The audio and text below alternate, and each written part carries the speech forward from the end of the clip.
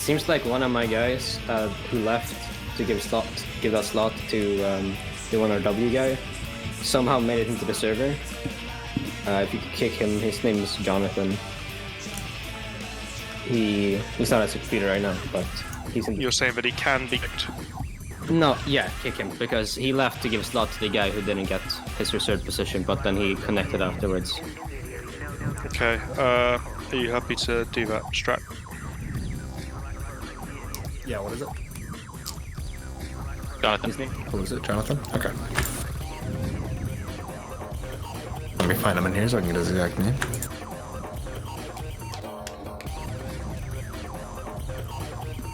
Do you want to go and start slotting? Yes, I certainly do. Zeus Op4, option for leadership. Nope. Roger that. USC, blue 4.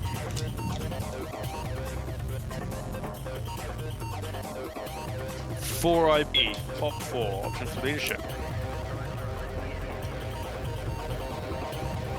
Really good, thanks. Red Strike, top 4, option for leadership. Oh, thanks. Scandi Recon, blue 4.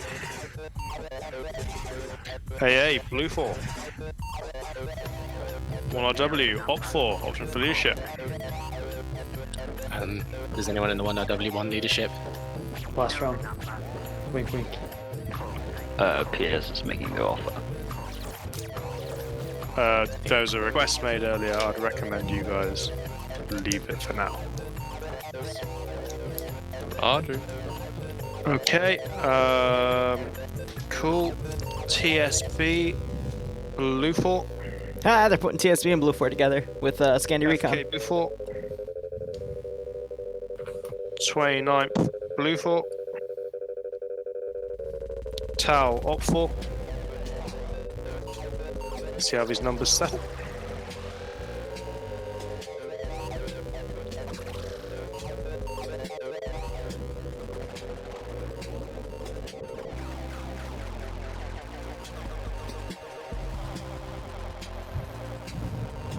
Blue 4 advantage. Okay, Murmured on blue 4, PLH blue 4. See how these go. May have to do a little bit of shuffling, but we'll see. Everyone gets slowed up nice and clean. We'll see what we need to do.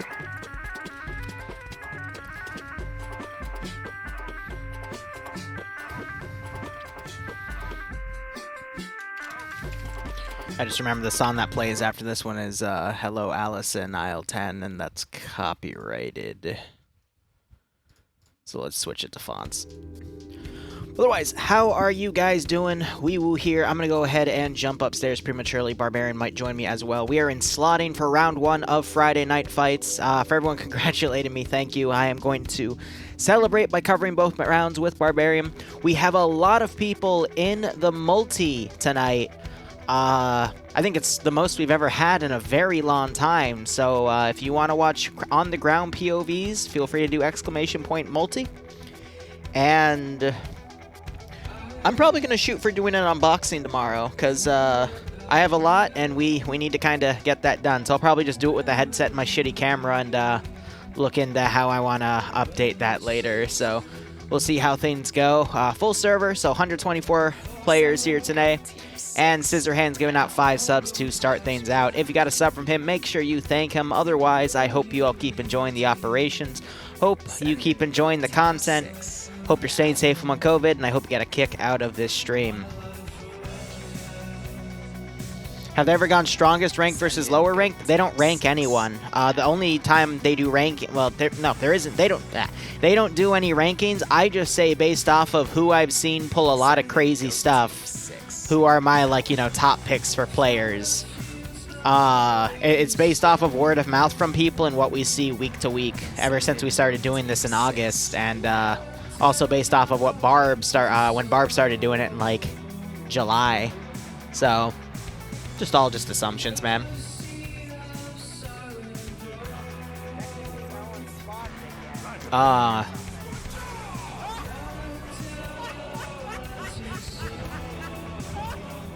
I don't know who put my name down in my own donation there, but thank you for the 50 bucks. Who did that? Congrats on 100k subs. Right on, Monadic, thank you. That confused me. I'm like, wait, I'm that person. That's me. I'm just a Chad that donates to myself. No, I'm not streaming. I'm going to be co-commentating with Barbarian. He's up there right now, still downstairs, listening to them all trickle in. And we're just going to be chilling here, watching these people murder each other. It's going to be started on an Altus mission. Turbine Hill makes me think it's going to be somewhere around Oreo Castro, because that's where all of the windmills and turbines are. But I could be wrong, because there's other places where there are windmills and stuff. But who's excited? May 14th, apparently, the Mass Effect remaster's coming out. And I still have not touched a Mass Effect game ever, so I'm like, I'm thinking that'll be the day. I also probably, next week, I'm going to stream a Homeworld Cataclysm or Homeworld Original playthrough, just to celebrate 100k my way.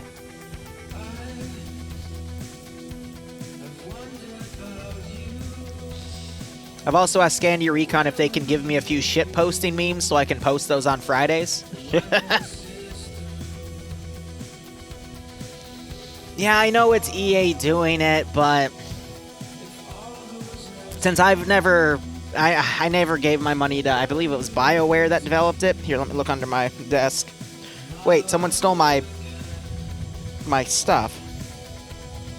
Wait, someone else stole my dragon dildos. Where's my shit? I keep a lot of stuff under this table, and it's all gone. Alright, well, I gotta go beat up a thief later. As I figured, yep, Oreo Castro Mountains here. Blue 4 is attacking, Op 4 defending 2 cache sites. Barb will probably be joining me in just a second. And let me go ahead and switch the music up. Give me one moment. What do we want to listen to for this first round? You know what? Let's get us in the mood with Homeworld Beast Battle. That's a good one to go for. Lower the music down a bit. It's a little hard, loud for myself here. And we'll be, we'll see how this all goes.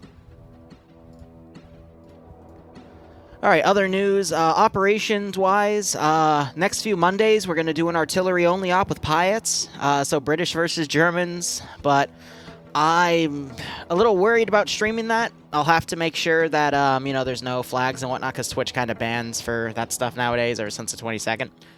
So, that should be fine, as long as I, you know, make sure the symbolism doesn't come up and I censor things, but...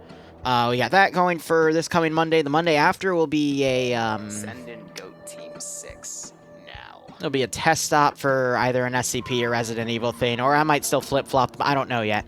It just depends on what I feel like deving tonight and tomorrow morning.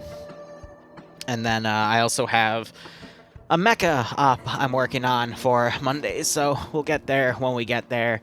Stargate, people seem to really like it. The next one is a week and a half from now on a Wednesday, and otherwise I'm still maintaining all my other projects. I'm going to do the 5th mission of the 2020 Russian campaign, and then we'll probably take a break, and I want to run a few Spanish and a Vietnam op in between for like 3 weeks, and then we'll get to the second half of that Russian campaign there, so... Barb is not muted. He's in a channel downstairs, probably muted on his own. He's in the general talking channel where they're all just talking about the first round stuff. And I'm just up here because they all like to spam around a bit. I mean, oh, there's Barb right in the right in the text channel there. But Autistic Soviet, thanks for the Twitch Prime sub, my man. Really means a lot. I hope you keep enjoying the operations, and I hope you get a kick out of this FNF stream.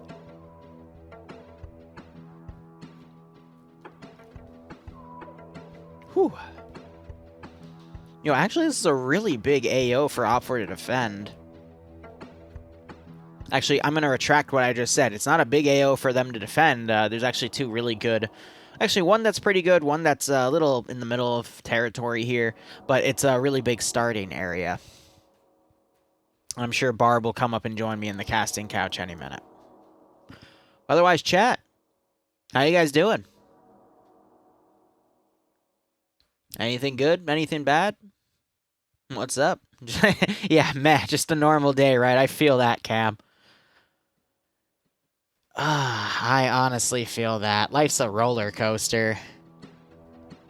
2 weeks ago, I was a depressed little noodle on the cusp of financial issues. And now 2 weeks later, everything seems to have worked itself out. So, I don't know.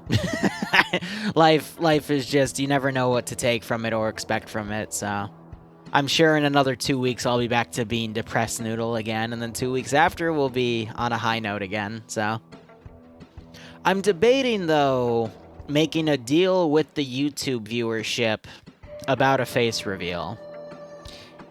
It's gonna be on my terms, but I'm debating if I'm actually gonna do it. That's still very TBA, that's just something I've been thinking about, but we'll learn more about that probably in 10 days for the the monthly announcement video. So, stay tuned on that. Otherwise, Tobum, thanks for the 3-month resub, my man. I hope you keep enjoying the operations, and I hope you get a kick out of this one.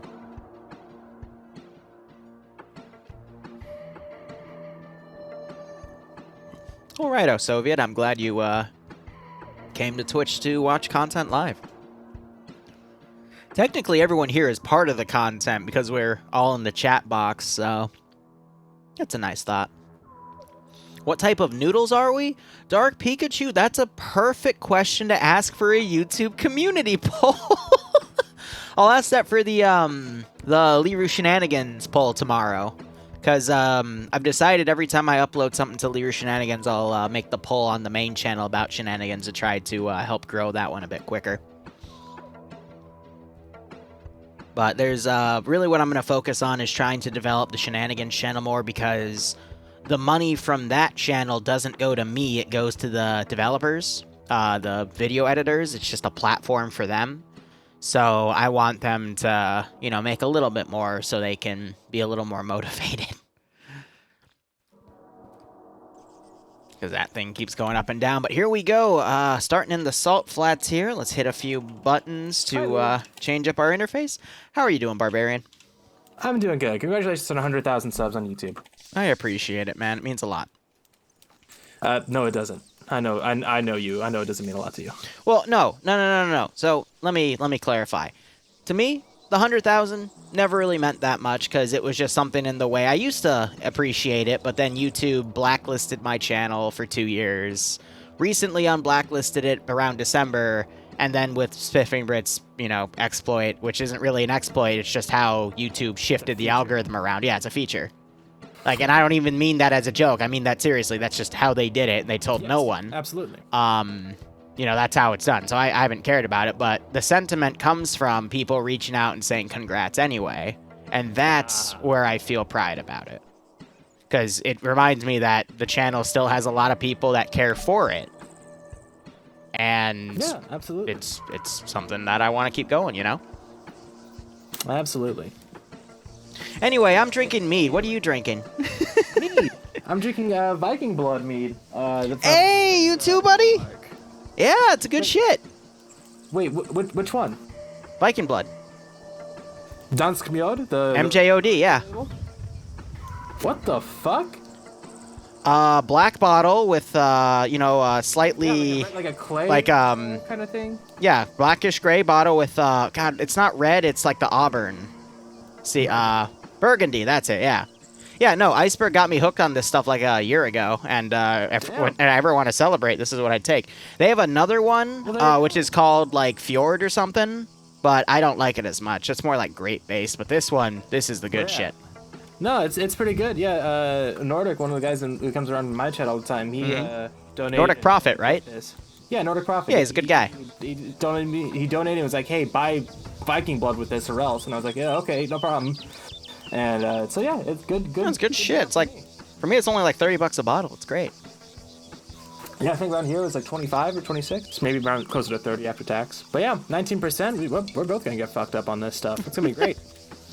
Debating if I'm gonna drink every time we see something that makes us laugh or something that makes us cringe. What do you think? Yes. I mean, I just drink whenever, but yeah.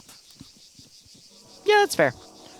Speaking of which, we've already burned about 2.5 minutes kind of jabbing, but... That's fine. I mean, it's not like... oh, frickety-frack. Hold on. For me, all my settings got reset again. I got to go into add-on options and get rid of the, not connected to TeamSpeak message. So why don't you talk about the factions, and I'll join you in a second. Sure thing. So this is going to be a search and destroy mission here on the western coast of Altus, just north of Kavala, Agliochori, up near Agios Konstantinos. That'll go away in a second. We have Blue 4 attacking, Red 4 defending. Blue 4 is going to be actually not Marines this time. Looks like they are the Marsoc or SOCOM guys. They have not quite M81 camo pattern, but some kind of similar woodland pattern. It's a woodland pattern of some sort, yeah.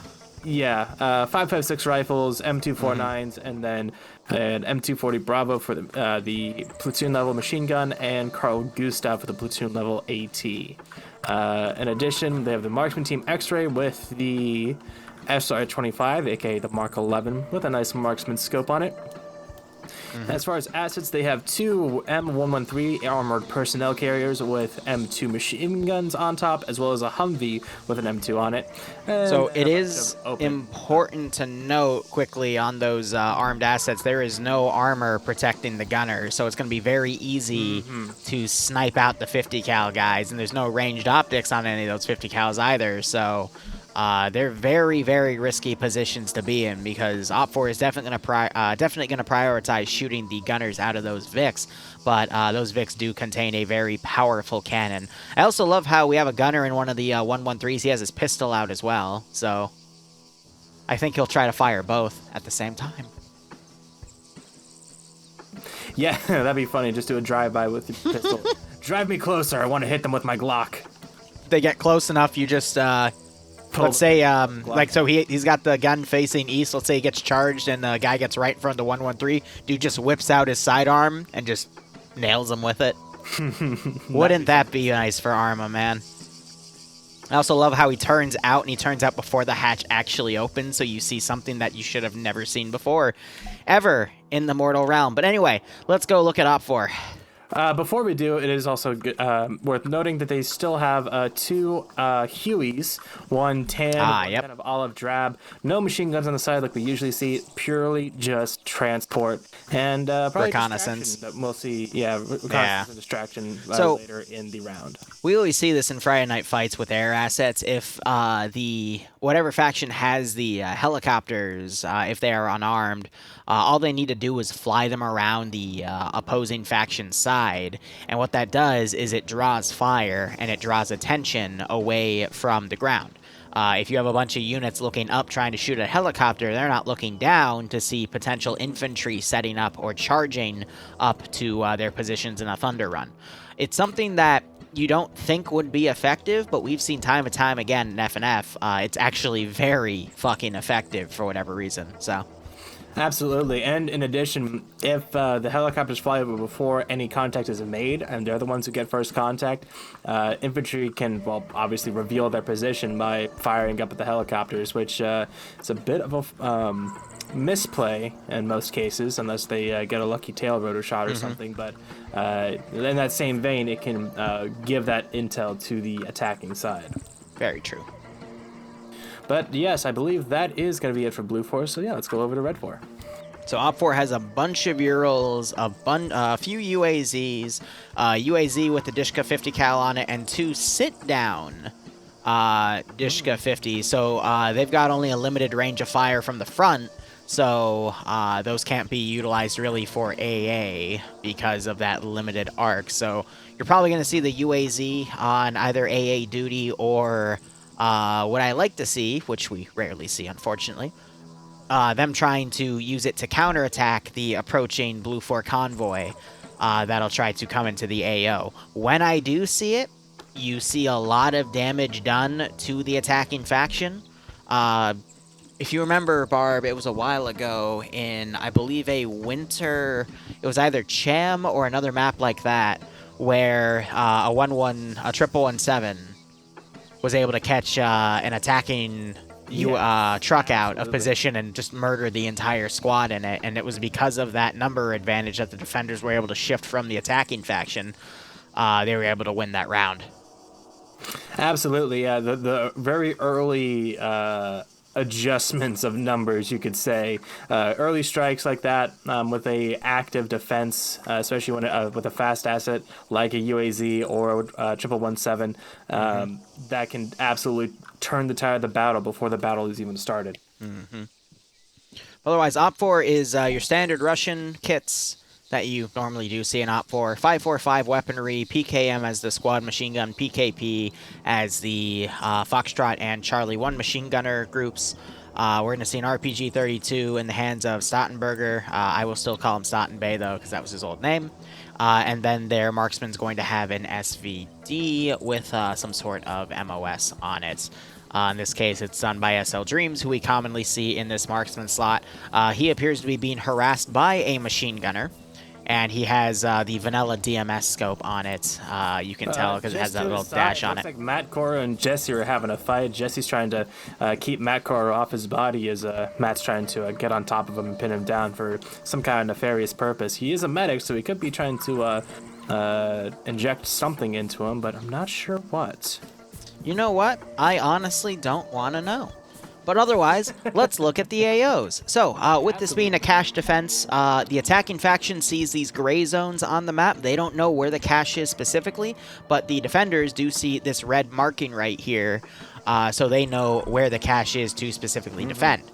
This is to promote the attacking faction actually searching the AO to try to find the cache, which is always going to be, unless stated in the brief, this FIA camo net texture. Yeah. Barb, if you look at the cache, the northern one in Foida, they have the fucking box of perfume on top of it. It is. I've been told specifically that Red 4 is defending cases of the heavily coveted and extremely sought out Arma branded aftershave, the Eau de Combat. Is it aftershave? I thought it was a perfume. He says it's aftershave. I think Eau de Combat is a perfume. It's supposed to be a perfume, but a cologne is the interesting term. You got to remember, I have a very fragile masculinity. Of course, so well, call it a cologne. Masculinity. That's cute of you. Anyway, they like to emasculate me, but hey. Let's give him a we both know you're a bottom. Anyway, looking at the AO in Foida, it's a fairly simplistic AO here. It's on the side of a ridge here. Op4 has a lot of room to go up the ridge and still build fortifications within their safe zone here. But Blue 4 has a few different ways to attack this, and how they do that is going to be really dependent on how Op4 sets up their defenses. Going to the northernmost hill at 131, it is just outside of Op4's defensive range, so they will have to take the smaller hill to set up, or they can even take the far hill to the southeast here and set something up, but there's still room for Blue 4 to come up and get higher ground on these defensive positions to try to drive Op4 away. But Foida itself is pretty open. There's a few buildings, sure, but the cache is a little exposed, especially from the northwest angle. So if Blue 4 tries to do a water route here, they could potentially flank the cache and take it out with AT because it's pretty exposed. Still, I would expect... Yep. Just let me finish one last thing. Absolutely. Op4 appears to be building a perimeter base around here. I see Manford putting a few things up, but I think a perimeter base around the cache itself would also do really well to at least force that close interaction to bottleneck Blue 4 and potentially get a few free kills. Because you have to remember the two sit-down Dishkas and where those are going to be placed, because putting those on mountaintops is not a good idea because of the limited angle of fire that they have. Go ahead. Absolutely. I'm with you. I'm not sure how well that wall of Hesca Bears will pan out, but just looking... I do like the car crash south, here. This other kind of peninsula down here, marker 7-4 to the south, with this little church. I think setting up a machine gun team here, maybe take the squad level machine gun and setting it up to provide suppressive fire overwatch coming to the north. It's only a distance of about 500, 600 or so meters, so plenty well within an engagement range for suppression or even marksman shots from that distance. So I'm kind of stretching it, but I feel like that could also do well to suppress this open area, because from that angle, it really shows how exposed and open that area is. Side note, Sparky is saying that it's aftershave. It's literally called boxed aftershave in the editor. So Gotcha. All right. The more you know. But moving on from that, yeah. What I will be curious, though, to see is how Op4 defends. Are they going to split the forces to handle both AOs, or are they going to do an all eggs in one basket approach? Because right now, we already see half of their forces deployed to the northernmost objective, and they are already taking this ridge line and trying to scope out. Dust Eyes looks like he's going to go up to the edge of the Op4 zone. They could potentially still dig trench networks up there to try to hold that spot. Otherwise, let's go to the southern AO. Absolutely, yeah. Down to the southeast, about a click and a half, maybe a bit more, from the northern cache is this cache up at Agios Konstantinos. The circle doesn't exactly obfuscate the cache's location. It completely encompasses this little compound, villa, I guess you could call it. And the mission maker has taken the liberty of fortifying it pretty decently himself. We have 3 kind of guard towers on the south, the southeast, and the eastern side of this ridge, as well as a guard tower in the perimeter. And it's all surrounded by a nice barrier of barbed wire. I'm going to be honest with you, this one does look nice, but it also looks like marksman bait. Any marksman on that eastern or northern ridge could easily look over defensives here and pick people off. I do appreciate the fortifications here for any close range groups, but there would definitely need to be some additional Op4 defenses dug up on this position. But I do like the initiative that was put. And we are seeming to have at least one team worth of guys, potentially a squad from Bravo 1 and Delta 2 coming down. I think Bravo 1's going to accompany X-Ray, and they're going to do a more, what would the term be? Offensive defense in holding the ridge line that overwatches that one position. But I do appreciate Op4 at least sending a small garrison down to this one spot to prevent Blue 4 from just outright going off and taking it. This is going to allow Op4 a lot more manpower to hold this other cache. And I do appreciate this HESCO perimeter they have dug right here. It's a nice defensive element. It's just really banking on the fact they don't lose that northern ridge line. They're really going for defense against if Blue 4 were to come over where Gamma is right now, specifically Gamma Actual with that UAZ. But I think that UAZ is going to go into a counterattack here. We already have the mission starting. Yes. Core Lander is lagging out. Member of Scandi Recon. I'm calling him that just to mess with him. I was about to say. But he's usually Charlie too. Yes, he is Charlie 2, the AT gunner. He was the AT gunner as well this time. So that someone needs to go and pick up his Maz rocket launcher before it is lost to time and space. They're going to have to pull his body out of a helicopter, apparently, because the helis are flying low ridge right now. Real quick, so because the mission has started, that means they can no longer build barricades. The HESCO barriers can no longer be built. They can still dig trenches at the southern objective, but they can no longer build the heavier defenses. And yeah, with the ingress... They still built a good fortification line here. They only have that road going on the northwestern side of the AO. Otherwise, they do need to pathfind and use those helicopters, which they are doing. Actually, the helicopters are going... They're doing the usual... go way outside the map barrier and going way far on the eastern side. I'm willing to bet you to do this. So any aircraft is actually allowed to leave the zone. If anyone on the ground vehicle or on foot tries to enter the black zone, they will be killed after 10 seconds. But helicopters flying are able to bypass this. I think they're going to deploy to the south and try to put pressure on the southern objective, and that is Scandi Recon in one of those helicopters, often regarded by most in FNF as the best PvP community that shows up. There was a mathematical equation done by the staff, and they accommodate for 11% of all the kills every week on average, which doesn't seem like a lot, but when you put up the fact that there's at least about 20 or so... 124 players every mission, and about 20 or so communities that come every week for both branches. That is a pretty staggering statistic to have for a PvP situation. in a situation where people often don't get any kills at all, we've seen people get in Scandi Recon get anywhere from 3, 5, 7, 10, 12. Even in the double kills digits, around. it's crazy. Yeah, double digits. It's absolutely. I think last week they got a total of 44 kills according to Azariah. Yeah, it's nuts. Something around there, but yeah. We do have Red Ford using that active defense. We have X-Ray down on the southeastern side going up near Hill 249. They should be able to get eyes on this convoy coming in with 2 Humvees and a 113. Kind of a bit more than they can deal with just on their own, so hopefully they hold their fire, or else they'll get mowed down quick. Charlie 2 for Op 4 is starting to engage. Bravo for Blue 4. They did some dismounts over here. Someone got their law out and was attempting to line up a shot. But you're going to see a lot of fights here in the ridgeline. Go ahead. Bravo 1 team leader, he had his binos out. He was able to locate that incoming fire pretty quickly. So he is aware of where it is coming from and should be able to plan around that quickly. Olaf is a very...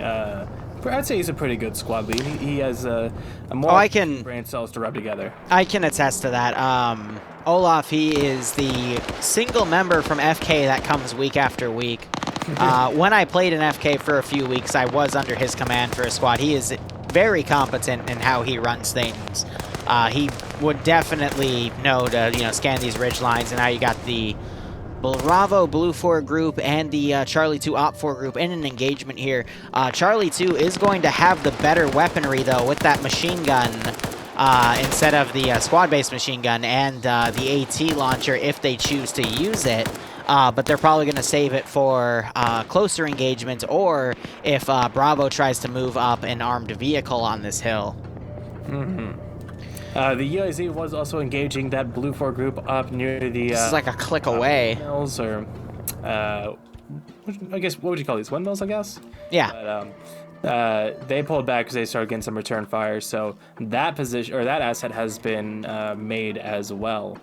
So as I predicted, Blue 4 has dropped off a large portion of infantry over to the south. Unfortunately, one of the Hueys lost its main rotor because it landed right next to trees. And we have 2 of Scandi Recon, Nemesis and Falcon. Nemesis being Scandi's finest, in my opinion. I would also refer to him as the best player in FNF.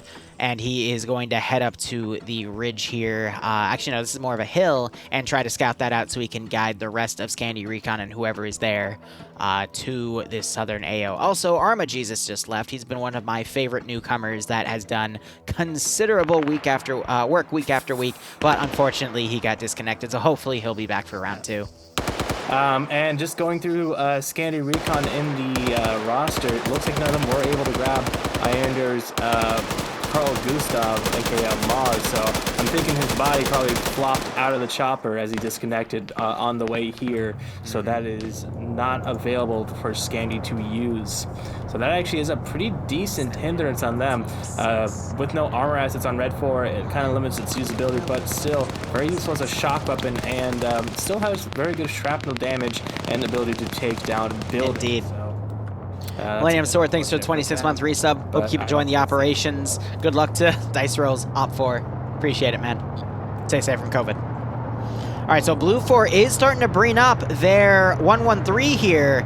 You gotta understand, this is a click-lawn engagement. That RPG-42 only has an effective range up to a click away, 500 meters away. Half a click. So if they want to try to AT that at that range, it's going to be a very insane guess. The only person I would think has a shot on doing that is Yander, but he is on Blue 4 and he isn't even on the server right now.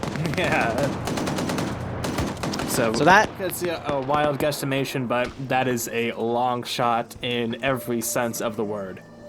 That 113 is starting to do suppression with that M2. It was unfortunately going high and to the west of the Op 4 group. I am seeing some blood and some bandages, though, on the Op 4 side. I'm going to quickly look on Blue 4 side to see if it's the same way. But the fact that these guys with ×1, yep, blood and bandages on this side as well. The fact that this engagement is literally a click away and they're still able to land shots on each other is absolutely incredible.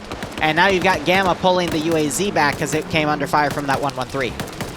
Neither side has magnified optics, by the way. They are all collimator one-time sights. Yep, the only person... Anything wild, yeah. Exactly. The only person that has a magnified optic is the X-ray marksman for both sides. And we actually see one of the Charlie 2 members actually got hit and knocked unconscious. Stanners wakes back up, but yeah, he's the PKP gunner. Yep, so he would be on the front line right here, making sure to suppress Blue 4. Yep. The Humvee here with the M2 is also assisting the 113 in a bit of enfilade fire off the flank of this Red 4 group. Not super effective, but at the same time... They're trying to maneuver, though. Another volume of fire, yeah. Now, what is scaring me here is Blue 4 Bravo with Blue 4 Foxtrot 1 are coming down this ridge. If they are not careful, though, Op 4 Alpha is going to be able to catch them down there. And more often than not, when you have a squad on a ridge fighting a squad down a ridge, the squad down on the ridge gets absolutely annihilated. Also, we have Blue 4 Alpha with Blue 4 G2 engaging the southern cache area, contending with Delta 2. So, I'm a little worried for the southern Op 4 position because you're going to start seeing Charlie 2 command Platoon 1 and Platoon 2 HQ come from the south and be able to deliver some nasty enfilading fire from a different flank and potentially pick a few of these Op 4 guys off. But if Op 4 can hold and prevent these Blue 4 elements from moving up because of all these big open areas to the cache are within Op 4's Overwatch sites, Op 4 could still hold that southern objective.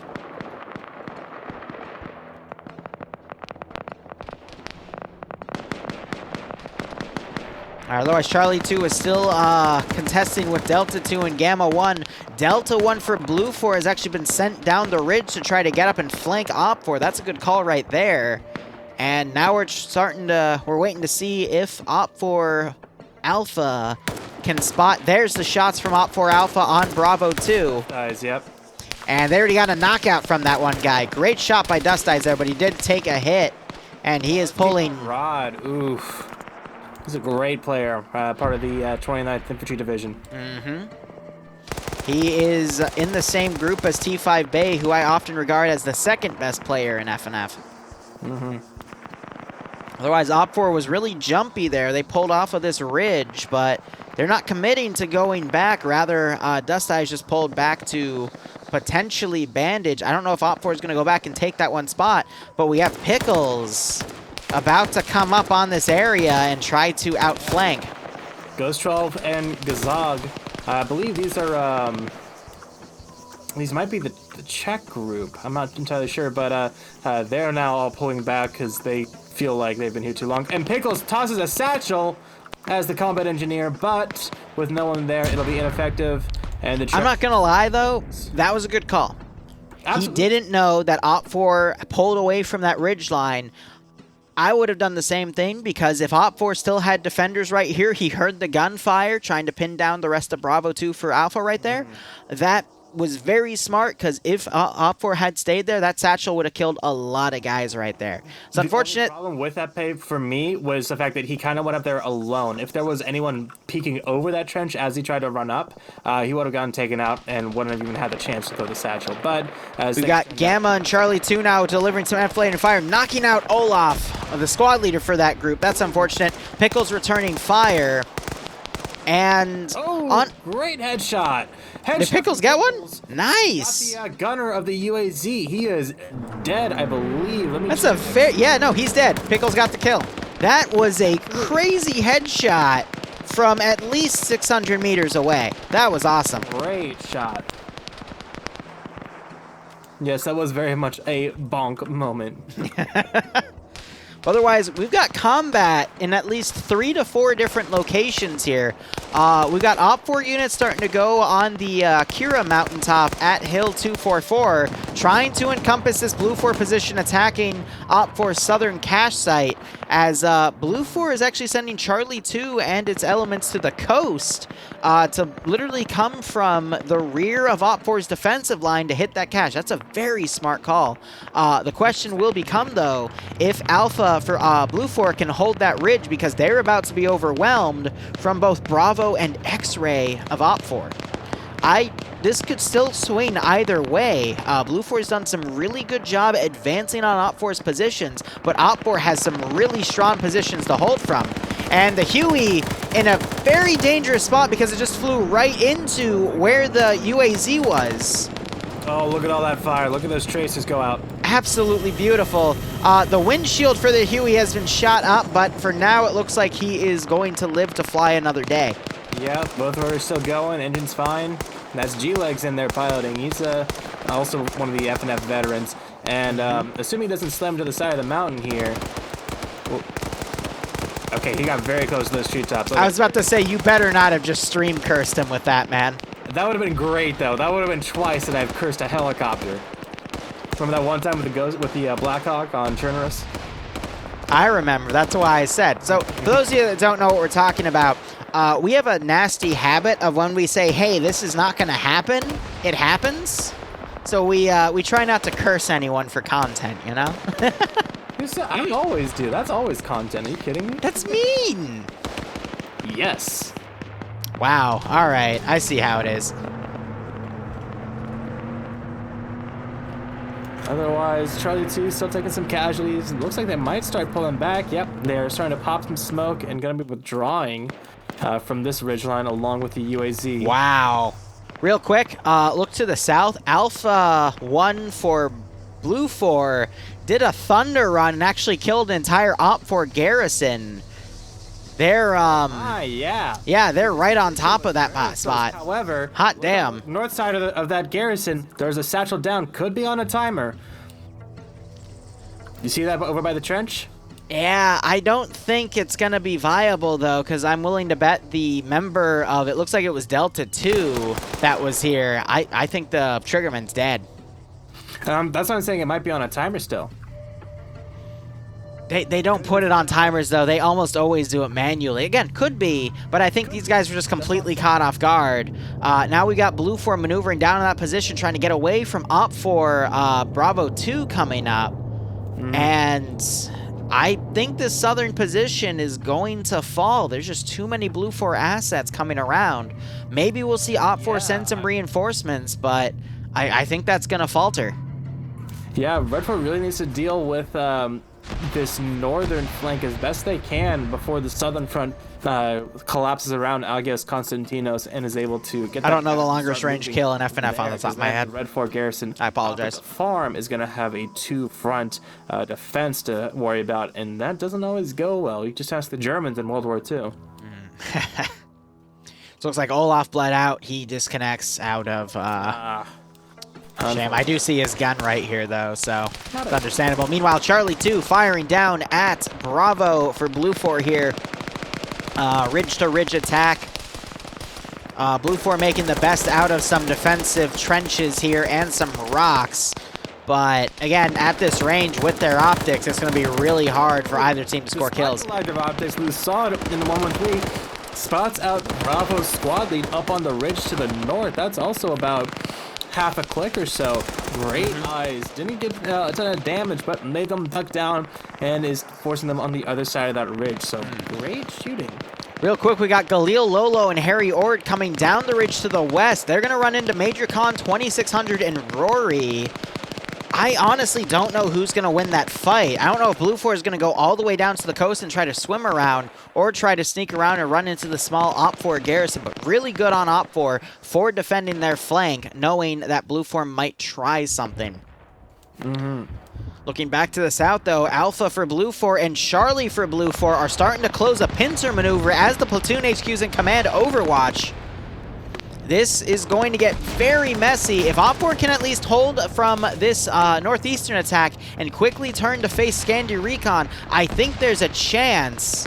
But it's going to be very, very difficult for Op 4 here, being attacked on two fronts.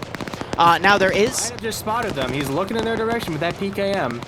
We do have Op 4 Blue... Baby Potato was in the back lines, gets taken down in the construction buildings, but... He was with someone else, by the way, and Yanni was able to take out both of them. He just noticed that Baby Potato has physics, so he cleans up that kill. Great double kill by Yanni right there. Oh, God, yeah. And even though they're compromised, they still have the numerical advantage, and they're going to be attacking this garrison's softer side where they're exposed to. You do have Op 4 on the Overwatch to the north and northeast. I don't think it's going to be enough, though, to hold, as Blue 4 is still cleaning through this. Vonka's making a play, getting suppressed from Bravo to his rear, but he's just running for it. Doesn't get hit yet. Now he's hit. Mischief trying to take him down, but he's still good to go. Misfit getting a great grenade throw, and unfortunately it was a smoke grenade. There's the frag, though. And it manages to knock Vonk out. Second one there as well, gonna do some more damage. But Vonk got the kill on Mischief, though, but Mischief got the grenade throw. You just heard an RPG get launched. I don't know how effective that was, but Op4 is only down to a fire team of 4 people here. 2 in a house, 2 on the outside, and Blue 4 is just swarming this position. Oh man, if Olasis were to look around, he's too tunnel visioned on this 1-1-3. He has no idea that there's Blue 4 guys right on top of him. Chold about to come down and knock him out. And that's a great spray down. Broken getting the... Broken getting the... Yep. But Legal Action might come around and try to take him out. Ooh. But Broken... Oh, it was a trade. Court for that robbery. Broken with a great kill. Aye. So Cactus here trying to pick off Nemesis. Nemesis doing a really good job evading fire. Does attack reload. And we're seeing grenades thrown towards the compound there. As Naf's going up on his own, trying to find an angle here. Oh, that building just changed textures, though. It could collapse. That 50 cal is going to do a lot of damage. That's just, My. Yes, I didn't even hear an explosion. Was that the 50 taking down half? No, the 50 can degrade buildings very quickly, especially if they're vanilla. So if Lusad keeps firing with that 50, he could blow up the building by default. It's really stupid, but that's just how it works. Naf's, meanwhile, coming in for a breach. He's going to catch Caucus out. Nope, Caucus hurt him. Oh. Caucus, did you see what he did? Caucus did a duck as Nafs came up and managed to get the kill. That was a very cheeky maneuver. It's gonna toss a grenade. Cooked it a little bit, I think, but it's not gonna be super effective. Second one. That other grenade, though. There goes the building. And kills Nemesis himself. Oh. Nemesis gets 2, but kills himself and whoever it was that was on the side. And the building glitches. In FNF, as long as you go 2-1, you are doing your team a service, definitely. You see that building texture, right? Yeah. That is mega cursed. Oh, no. Yanni's firing up. Flux found the cache. He is mag dumping it. We've got a 249 mag dumping and a 5.56 rifle. Everyone's putting a mag or 2 in this thing. Southern cache is going to go down any second. Actually, not a lot of M4s, strangely enough, but a lot of M16s. Interesting. And we have a stolen PKM also coming in by Falcon. He mag dumps the cache and kills it off. He has eyes like a hawk, so... Hey! You finally gave up and started calling it that. I appreciate you. A couple times, but fuck you. Now, meanwhile, we just heard an explosion. That was Gamma 1. One of Blue Force 113's getting cooked off. I only see 1 survivor, though. So if I were to quick, that was Moxybrin. Reapers and Sandy from TSB died in that explosion. There's the hub. And they weren't able to get any kills off of that. The driver's still up. It's going to get away. Yep, it's driving out. Now, looking at the remaining forces here, OPFOR has a lot of units on reserve and out and about. They need to start pulling forces back to set up a good defensive line, especially since the southern cache has fallen. So they need to start setting their defensive lines to focus south, because Blue 4 is going to remaneuver these units to the south to start going to that northern cache. And they do have a 113, which means they have a good line to, they've got a transport Vic to get up there quicker than on foot. And they also have that Huey still up from the southern deployments, because again, they had 2, not 1, and 1 got its main rotor broken. But Blue 4 has an opportunity here to rush the second cache if OPFOR doesn't quickly rally its forces over there. Yeah, this Bravo and X-ray detachment absolutely need to pull back, and they need to turtle up, especially with the helicopter flying over to that little peninsula south of the northern cache. That's G-Legs plus Lord Dust, who is the company commander, dropping him off, so he's going to be a thorn in the side, be able to provide some great reconnaissance by himself. And G-Legs flying at the nape of the earth to get out of there. Very dangerous flying with that Huey, but he makes it work. If OPFOR had a garrison up there, he would have been toast, but now Blue 4 Command himself is going to be able to get up on these ridges and scout this area out, know that it's clear, And then Blue 4 is probably going to be able to rush a 1-1-3 up there. But Op4 Bravo is trying to make sure that Blue 4 stays pinned down in this compound as they lick their wounds.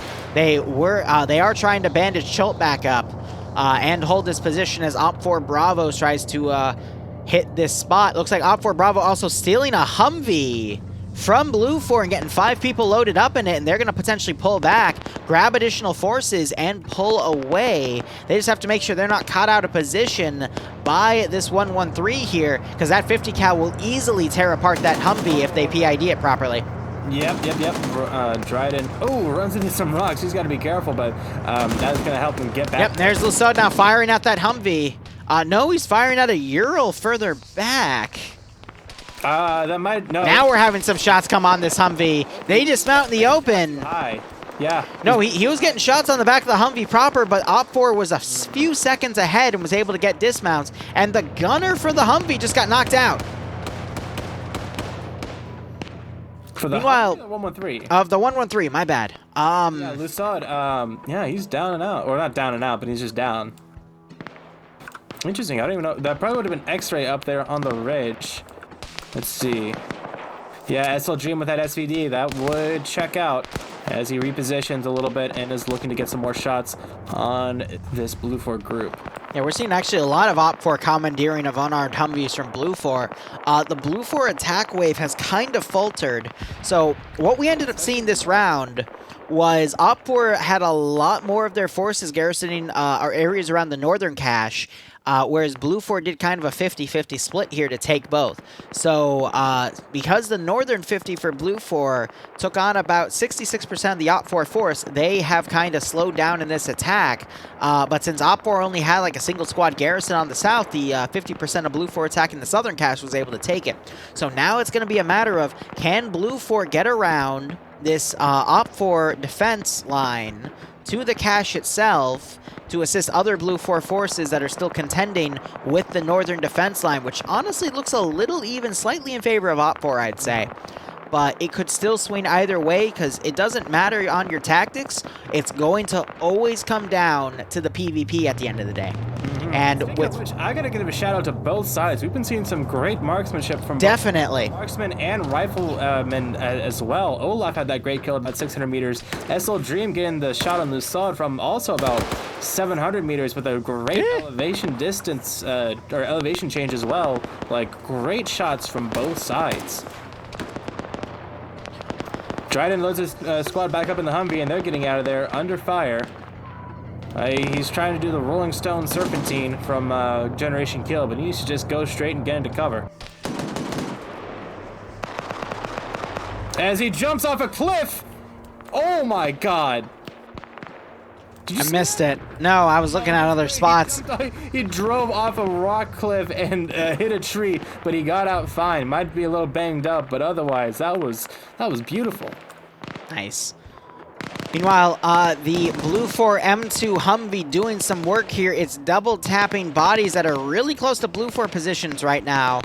But it's just trying to do some cleanup. Meanwhile, we have an Op4 group actually pulling down the ridge. I have a feeling this group right here is going to start moving to the defensive line that was dug by one of the Op4 engineers where Op4 Command is as well. And we also have Bravo 1 heading up to where Command is. I don't think they know he's up there. I think they're just setting this up as a Vanguard position for Overwatch. So Lord Dust is going to be in trouble here. But if he is able to play his cards right, he might be able to pick off quite a few guys. But if Blue 4 is being reliant on a plan being made by Command, this could potentially be an issue.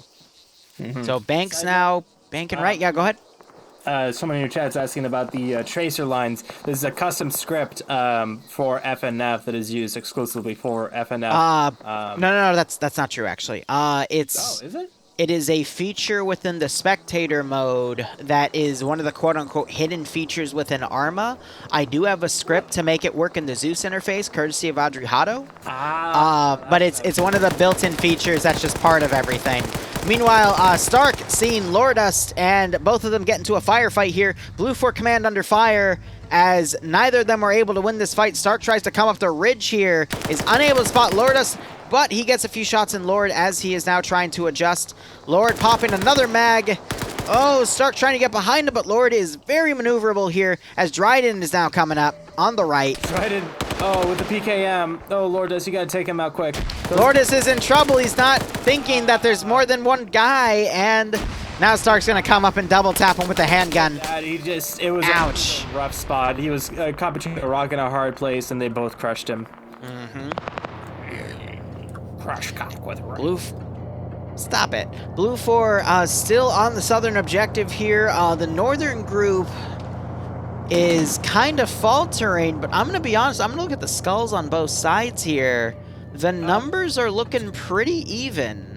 Though Delta 2 is entirely dead. On Lourdes' position, so we're going to have an even 4v4 here on the mountaintop between Strakatenko, Cole, Tarnfalk, and Fred, the X-ray team, versus a 4IB fire team. This is going to be very interesting here. Both, I would say, are evenly matched here, knowing both sides' stats. 4IB is a really good group that comes week after week, but Tarnfolk is a really good player. Fred's a really good player from FK. The marksman as well. Is he? I believe so. You are right. So if he can do Overwatch in the back and pick people off from Op4 as they come up, that would be a really good advantage for Blue 4 to have, because I don't think Op4 knows that Blue 4 deployed a group right there. We've got Niles. I guess not. Niles not looking over that ridge to his right to see those two Blue 4 guys passing, but Blue 4 not looking to see those guys as well. Oh! And Tarnful catches them out of position. It's now 4v3, but Stratton gets knocked out. Cole trying to come around to counter Stark as he does attack reload. Smoke grenade thrown. It falls off to the side. Stark now still coming around, trying to hit Cole in the back. Cole gonna run into Dryden. Dryden taken out. Oh my god. Wow. Oh, and now 4IB shooting each other. PID. I will say that 4IB also, I would say, has the most blue on blues out of every group. Dryden putting a few shots in Stark, but now it's going to be up to Fred to get some marksman kills off because his team just all got wiped. It's very unfortunate. Meanwhile, Blue 4 Delta Actual still trying to fire from one ridge to the other, but we have one Op4 player, Tackleberry, with a single kill coming up, and we also have Johnson, who is part of the Op4 UAZ group coming up. This could be really nasty for Blue 4 if they're not checking their sectors close by. Zen in the other cache building is, or not cache building, but cache zone, he's down for some reason, and I'm not sure why. He might have gotten shot at by Delta 1 for Blue 4. Otherwise, I do not know. But I'm going to say this. If Op4 Gamma Actual here is able to take these three guys out, he's going to at least get one with the element of surprise. I think this is leaning into Op4's favor for this match. One shot. That is all he fucking needed. And Blue 4 doesn't realize they took it from the rear because he did it while they were firing. So he's going to run up. Look at this. Headshot right there. God, and he doesn't even notice this one guy. He literally goes prone right in front of him. He's like, wait a second, there's a third one. That is 3 for Johansson. Very well. That was really well done. Not so clean, but it was funny, so that makes up for it. That was funny because he didn't see that third guy. He goes prone, puts his gun right in front of his binos and goes, wait a second. And then takes him out. I love it. And steals his M4 with the 203. That's great. That's smart to do because now that'll confuse weapon PID. I really love how he timed those shots, though, while Blue 4 was firing, and he only needed one shot. He lined up those headshots so Blue 4 wouldn't turn around and engage him because there are a lot of other ways he could have done that sloppily and probably gotten himself killed. So great way for Johansson to do that, and that might have just wrestled the number advantage in Op4's favor. Meanwhile, Blue 4 actually bringing up the armed Humvee here, and Moxibren getting out on foot and firing on some infantry here. Maybe they can get some pickoff kills, but without some additional infantry to assist, this is not going to go too well. RPG got caught on a rock, and that Humvee is now pulling back. Interesting. So Op4 doing a really good hold here. You see a lot of forces starting to come to form a defensive line on this cache, but Blue 4 Bravo doing a really good job trying to flank around here. They're going to probably run into Major Coin and Rory, but I think they both spotted those Blue 4 guys, and they're now pulling back, realizing that 2 guys against 6 is probably not the best bet. Who does G-Legs have in there now? Would it be Scandy by chance? Yes, no, Scandy's in the 113. Yes, they are in the 113, so who is in the helicopter? I have... that would actually be Alpha 2 and Alpha 1. We have King Fox got picked off by Bravo 1. For pretty well seasoned and players. The Humvee. He's looking for a nice LG. Wow. I believe... Did that Huey get taken down? No, that's real just quick. Moxie dead on the side of the hill. Yes. Bravo 1 for Op4 was able to pick off Moxie and the gunner off of that Humvee. So now it's just down to 1 guy. So yeah, now the guys at the base are now shooting at the guys on the peninsula as G-Lex comes in for... G-Lex, he's gonna go for a landing here.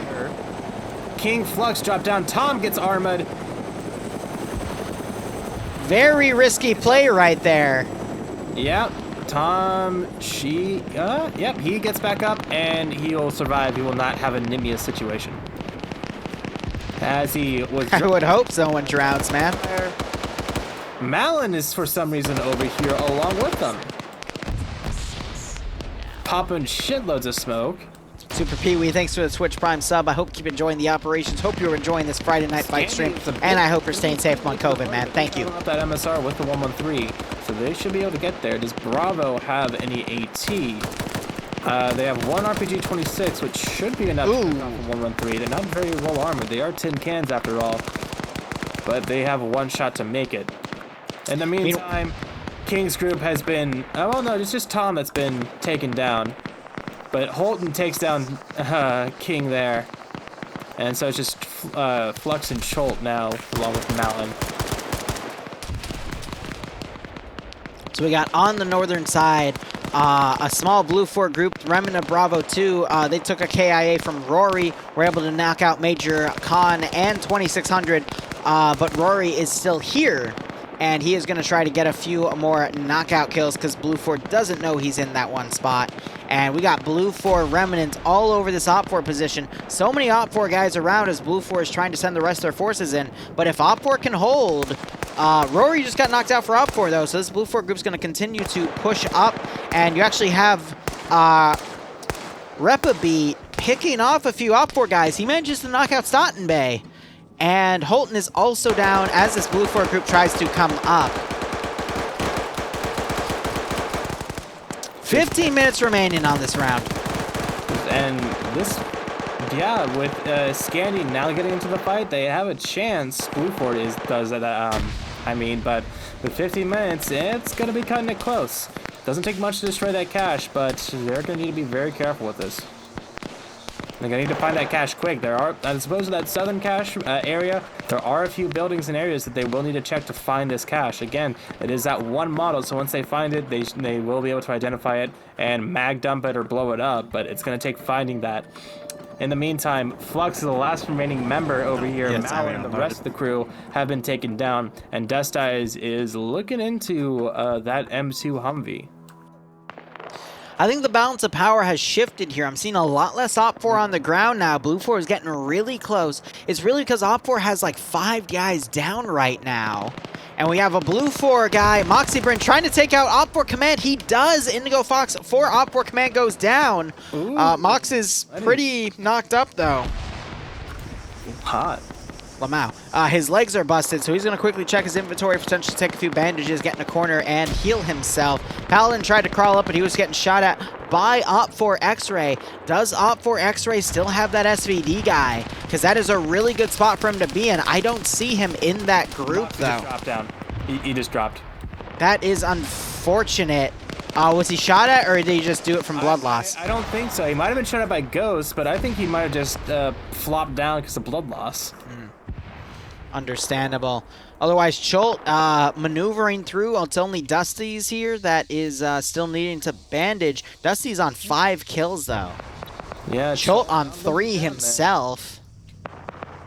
Peeping Tom into the windows. Oh, no, he's not peeping into the windows at all. honestly, Op4 doesn't have a lot of defenders here. They're pulling out their southern groups that were on perimeter security to stop Scandia Recon and X-Ray coming in. This is neck and neck. I would say... Set off his charge. I don't know. And there it goes. Pretty ineffective. Doesn't even take out Andreas, who is already down next to the building, but does cause some confusion and some more noise in the backlines of Red Force. So might draw some more people to his position, but now he's running in towards the circle. He is inside the circle now. And I don't. have Let's. Charge on him. Yep. I want to see if he sees that cache. He's gonna stick to the right. He might think it's in that container. It's, like I said, in the circle. Coming up here, sees Stark. Goes for a kill on Stark. Tosses. Was that a smoke? A smoke. That was a smoke. Oh. Stottenberg knocks him out though. Window. Gets him. Good old Stottenberg. Little investigation is cut short. As the Meanwhile, Edwin at the vehicle wrecks here. There's a Ural in the mix here, and the fucking van is on fire. We got Kemp here trying to pick off Edwin, and to the south, we just had a vehicle explode. It was the other 113. Oh, Kemp with a friendly fire. Unfortunate. I didn't even see what that was. He took him down so quick with that PKM. Panicked players will shoot at anybody. And what do you know? It's 4AB. Like I said earlier, 4AB has the most friendly fire incidents, and that's all I'm going to say about that. Meanwhile, Scandia has been taken down to just a couple people. Falcon, Nim, Yanni, and Finn. Or Yanni and Finn. Yeah, I think Yanni Finn, not Yanni and Finn, because Flying Finn's still up. Finn. They're both still up, but yeah, they've been taken down quite a bit. That 113 is burning up.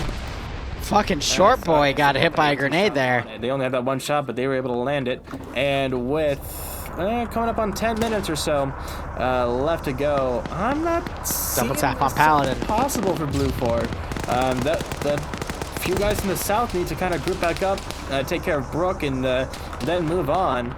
Moving up from the south along that beach like they did previously with the southern objective should give them a decent position on the remaining cache, but they need to get there first.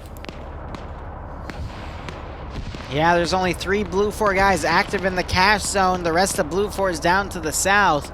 Again, it's been very close for this round because both sides have been really contesting with each other. Oh, and there goes Brook. Brook got Yanni, but I think they traded. Brook is down on 4 kills. The question... Scandy, too. That counts like double. He should have like 8. The question then becomes, how are the 5 guys remaining on Blue 4 on the south going to maneuver through this open area to get to the cache zone? I'm going to do a quick head count real quick. Blue 4 is on 5, 6, 7 players left. Meanwhile, Op 4 is on 3, probably about a dozen. 6, 9, 10, 11, 12. Op 4 is on 13. So 7v13 here. Still can be shifted either way, but I'm also hearing a static gun from a Dishka starting to fire out. Yeah, but shooting up at G-Legs, who is still he's still flying around, trying to do that interference like we talked about at the beginning of the round. I mean, that's about all that he can do with that helicopter, but it's something. Draw out that fire, make them confused, and just do what you can. At that distance, the Dishkums do have a better angle of fire, but if he were start to do buzzing passes and quick overheads, then they won't have that angle anymore. Both sides still have their marksman, by the way, so we could see something happen out of that. I did see Blue 4's marksman firing into the Op 4 crowd here. Meanwhile, SL Dreams, who is Op 4's marksman, is to the east on a ridge, overwatching the AO itself. Excuse me. No problem. Yeah, Fred has been repositioning a lot. He's got a pretty far shot, probably about a little under a click. Just par for the course with how long these engagements have been. I like Altus. I love Altus. It's a great map. Doesn't get Nimia and who else is up here? Nimia and Falcon were able to get Op 4 to dismount that Dishka and actually crawl away. You had 2 people with their binos out ranging for that Dishka because they appeared to have been firing onto Flying Finn's position. So Scandy's still trying to coordinate here. Also, I didn't count the pilot, G-Legs, in that Huey, so it actually Blue 4 had 8 people to 13 on that ratio count. But with 8 minutes remaining, Blue 4 really needs to consider making a play here. They could have that helicopter land, pick people up, and land them close to the coast, but I think we're going to really have our eyes on Repabeat here, trying to come down and potentially pick off a few more Op4 guys before this round ends. But right now it's leaning in Op4's favor, but anything can still happen in these 8 minutes. Yeah, we still have Repabeat up here. Johansson was looking for him earlier. Looks like he still might be, but with no contact, he is kind of forced to pull back and get back in with everyone else. We still have Manford and Stark as combat engineers on Red 4. It's not impossible to see some scavenging going on, stealing those satchel charges. However, Brooke miraculously wakes back up. He's been bandaging for a little while now, and he just finished. He stands up and he's looking around for his revenge. Repabeat knocking out Jonathan, and he is still going to move up to this position because Jonathan was on his own. Tackleberry, meanwhile, he has his RPG-26 out. I guess he's fantasizing about shooting that Huey if it comes close. Repabeat, meanwhile, under fire. Swola trying to engage. Yep. And so Tacklebeat, he's going, oh, hey, there's someone here? Repabeat stolen a GP-25 AK-74, though. And he is doing his best to try to pick off a few additional kills, trying to get some shots on Stottenbay. I think he might have just gotten one, too. Nice. No, I don't... No. I didn't see a kill, though. He's on one, but I don't think that he got one. He was shooting at a dead body, but... G-Legs are just flying around trying to run distraction efforts right now. It's going to be up to Repabeat and Edwin Broch here, who is also in a bush. But Blue 4 needs to maneuver more guys up. 6 minutes and change. Nimia is down in the rock. She got sprayed down by someone. And I think Falcon is dead because I'm not seeing... Oh, he's up. He's on the coast right now trying to maneuver up. He's got, just at 6 minutes now. I will say for this AO, Op4 just had a really good defensive plan and was able to maintain its positions along the ridge. And the commander, Indigo Fox, before he was taken out, was able to maneuver forces around to counter where Blue 4 was going, and really just hampered the northern attack group more than the southern attack group, and from there was able to wrestle the number advantage out of Blue 4, who started off with that 15% advantage, and now we're in this situation. It could still turn around. Repabeat could get a multi-kill here, or get some GP25 shots on that cache, as he is now trying to take Pierce out. Pierce gets killed. Repabeat under fire, though, quickly goes down. Just right under that spot, he's going to roll back. Grenades being thrown, but they're going to get caught on that ridge. He quickly looks up, though, with that GP25. Fighting through the pain here. He's going to be actively bleeding. Go ahead. Brooke in the backline has taken down Flying Finn. Fred is looking around, trying to find where the shots came from. Finn could still wake back up, but he's looking pretty heavily beat up. Don't know if that's going to be possible. Nim did wake back up as well. So Brooke on 4 kills. Charge goes off on the northern side, meant for Repabeat, but doesn't get anywhere. G-Legs hits his helicopter a little bit too hard on the ground. It's on fire and going to blow up any second now. Now. Goddamn. There we go. Repabeat finding G-Legs, doing a really good job to PID G-Legs right there. And now these two are going to realize that they are all that's here right now, because we are at 4.5 minutes. Mm-hmm. I could still see them doing it. Absolutely, it's within their grasp, but it's a very tenuous grip on it. Edwin is coming around by the solar panels, might find Dryden behind. Falcons are in the smoke. But he doesn't have much to work with either. He was an AT boy, but he doesn't have that law any longer. Dryden pushing out from that Humvee. Did he spot Edwin? No, he didn't. No, Edwin picks him off. And picks off Kemp. Ooh, oh, yeah, that's two real quick. Beautiful, beautiful, beautiful. He is now taking fire from Op4 Marksman. That would be, I believe, SL Dreams up there.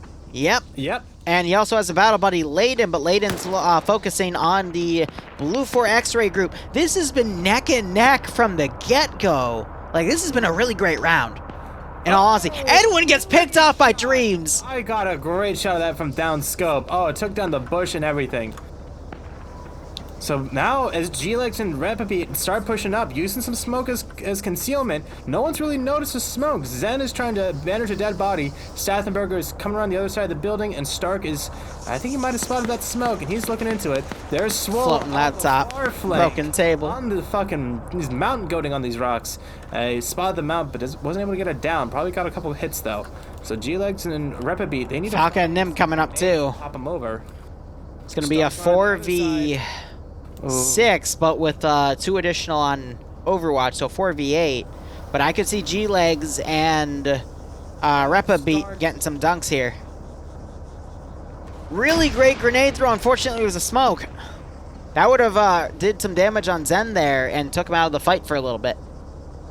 More grenades going out, but they need to ID this cache and start doing some more grenade. Repabeat does have a law. If Repabeat is able to dunk that law into the cache, they're thinking that it's this orange... You're right. He could actually kill the cache with that law. It's just, will someone get up and see it? Because Repabeat just went down from X-Ray. Swole is pushing up, though. He knows what's going on.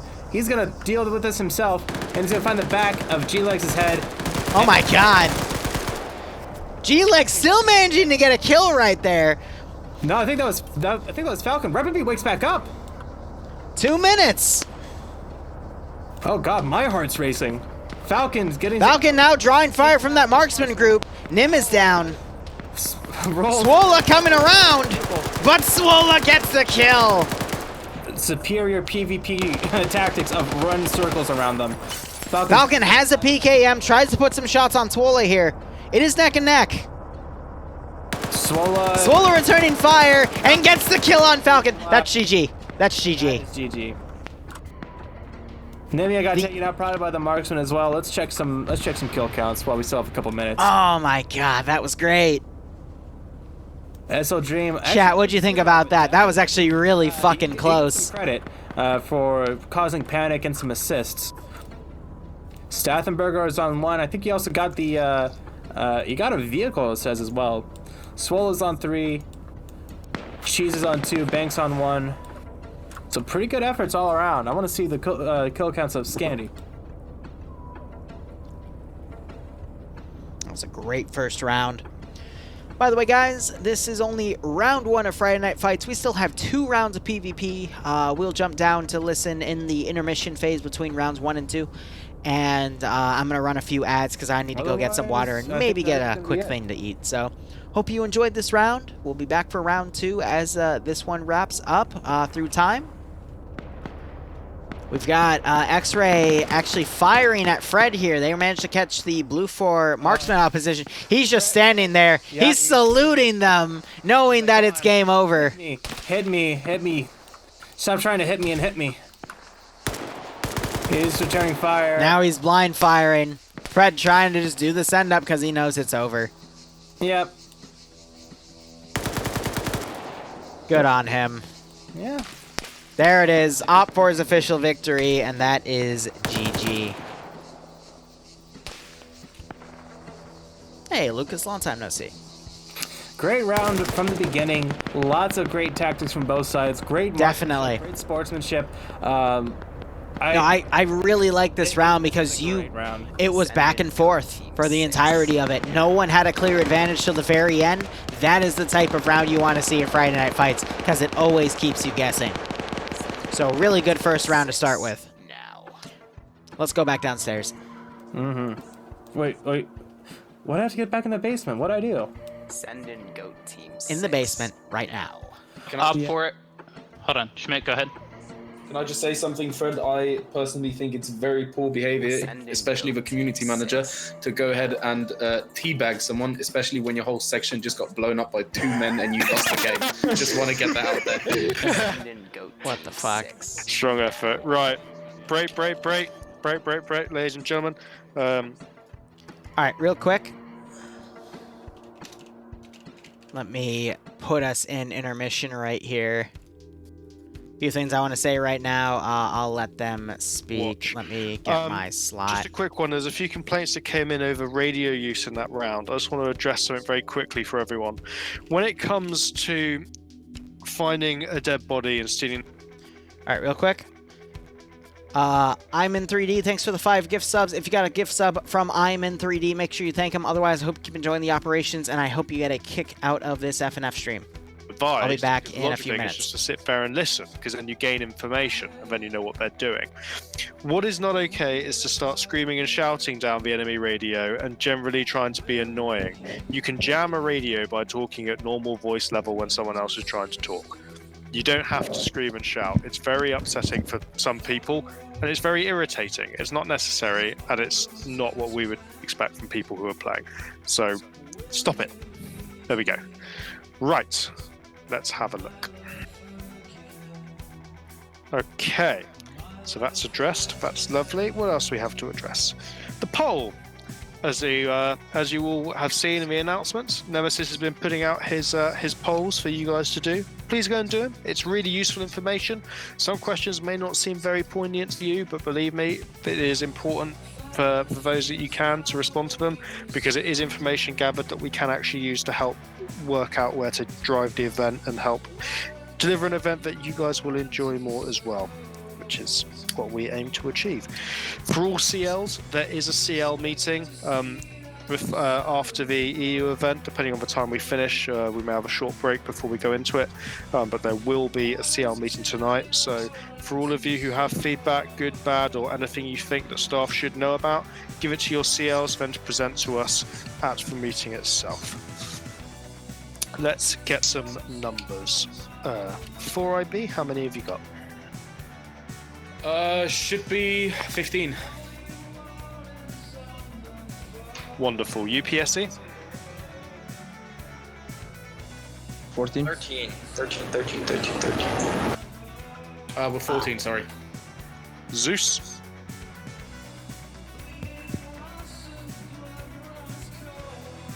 14. Red Strike? 14. 1RW? 10. 10. TSB? 7. Tau? 6. AA? We're 10. FK? Don't need to know, it's just me. 29th? 4. Myrmidon? 5. PLH? 3 with 1 more trying to get in. Scandi? 9. If Islander decides to come down again. Are there any other groups here we're not aware of? Who is that hot micing? Can we not?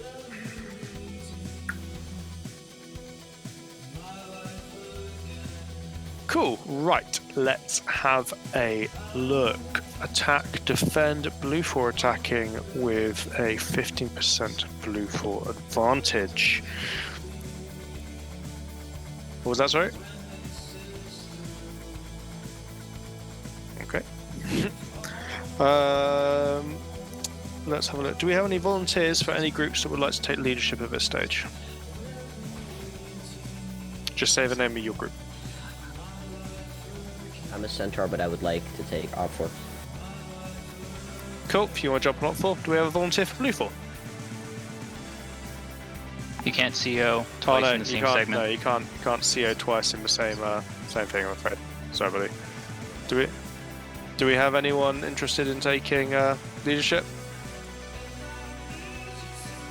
Okay. 4-5B, Blue 4. PLH, go for it. Which one do you want? Let's see. Up 4. Cool. If you guys want to jump in there. 4IB, you have option for leadership for Blue 4. Alright. Pass it this time. Yes, this will always be uploaded to YouTube. Either in the VOD channel or somewhere else. UPSC, Op 4. Option for leadership. Oh no, it's got it. Sorry. Op 4. Zeus, Blue 4, option for leadership. Alright, let's change the commands. Staff members, just real quick, Eander, who's SR, has been able to connect to the server, but he's not able to get into the TeamSpeak because somebody's in here that shouldn't be. Okay guys, if you're in here but you're not in the game, What's the other way around? Hold on. Yeah, if he's not in the TeamSpeak channel, then he shouldn't be in the server. Unfortunately. Who do I have to yeet? He cannot. He was in the fucking server, but. But he left it, and that's how it is. According to him. Yeah, unfortunately, it's first come first serve from this point on for the rest of the night is fair game, and the TeamSpeak takes priority. I have one question. Yep. So, who's here that's not in game? I doubt that person will end up vocally, but whoever you are please being invited to jump out. Awesome. There we go. Lovely. Get that sorted. Right. Let's get Red Strike up for. Hang on a sec. You just said that TeamSpeak takes precedent over in-game, right? That's correct. Yep. So Eander should hop out of game. Yeah. If one of the moderators who's able to see that can confirm that. I can't tap out, otherwise I'll lose everything. What is their name? I'm not sure. First round. Thank to is the one who is in the TeamSpeak but not in the server as it stands. Mike, can you connect to the server while it's happening? I've seen you try at least a couple of times now. I didn't get AA op 4. FK op 4. Wait. Alright, chat, how are you doing? I took a small break, threw a few shrimp in my mouth, refilled my water glass, went to the bathroom, yada yada. TSB op 4. I thought Blue 4's plan was solid, it's just... Anders man 1, 2, 3, there was 4, nothing 5. wrong with it in all Right. actuality. It That just is came not down to the PvP. PvP. Oh, never mind. Now you're here. Go ahead and mute myself, and I will mute the music for a second to talk about this. Last round, Blue 4 did fine. They just, again, lost the PvP. We saw Op4 get quite a few different angles on Blue 4, and Op4 was able to get a few multi-kills. For example, when you had that 4-on-4 fight on that western hill to the south of the northern objective, Op4 was able to clean out those 3 guys and force the marksman to pull back. So... it was just little aspects like that where Op4 was able to wrestle a slight number advantage. However, if Blue 4 knew where that cache was, you would have seen that one guy with the law get up and hit the cache and win. So it was just, there wasn't anything bad about it. It was just came down to the PvP, and those are the rounds I really like to see in FNF, because those are the ones that keep you on the edge of your seat trying to see who's going to win it. But otherwise, we've got 2 more rounds left, and I hope you join me for them. Anyway, how am I going to pronounce this? Blue Talk-O-Holic on Zencentration. Thanks so much for the resub, my man. I hope you keep enjoying the operations. Hope you're enjoying this Friday Night Fight stream, and I hope you get a kick out of... wait, I already said that. Hope you're staying safe among COVID. That's what I want to say. So they're still not done sorting everyone. Again, it's 124 players. So quite a lot to work with here. It's going to be on Ruha, and it's going to be a 3-objective uplink defense. What you normally see with these objectives, though, is the defending faction picks 2 to defend. They forfeit 1, so they can have a better defense line among the 2, or they might even do an all eggs in one basket approach, where they'll put like 75% of their force in defending 1, and then that remaining 25 will go to counterattacking. However, the defensive faction does have a PKP Gaz and 2 BTR 80s, so that gives them a lot of room to do some counterattack work with. However, against those 3M2 Humvees, the 1151A1s, Blue 4 is going to be a little more maneuverable on attacking compared to those BTR 80s, so we'll just have to see how things go. Yeah, what a name, right?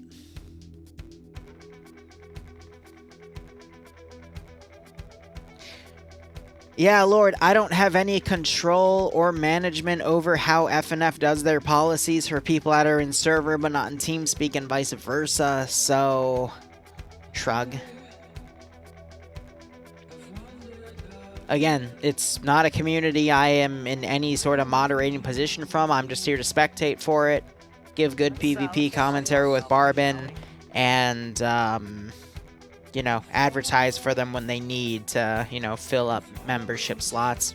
That's why you haven't seen any FNF advertising from myself in a while. It's because they filled up on 124 and have maintained it, so the only way to really get in is word of mouth. But I do occasionally leak their Discord for people to get in on the Centaur group, which is the group of solo players who, at that point, with all the communities RSVP and slots, you know, it's just how quick you are to jump in when they say you can join.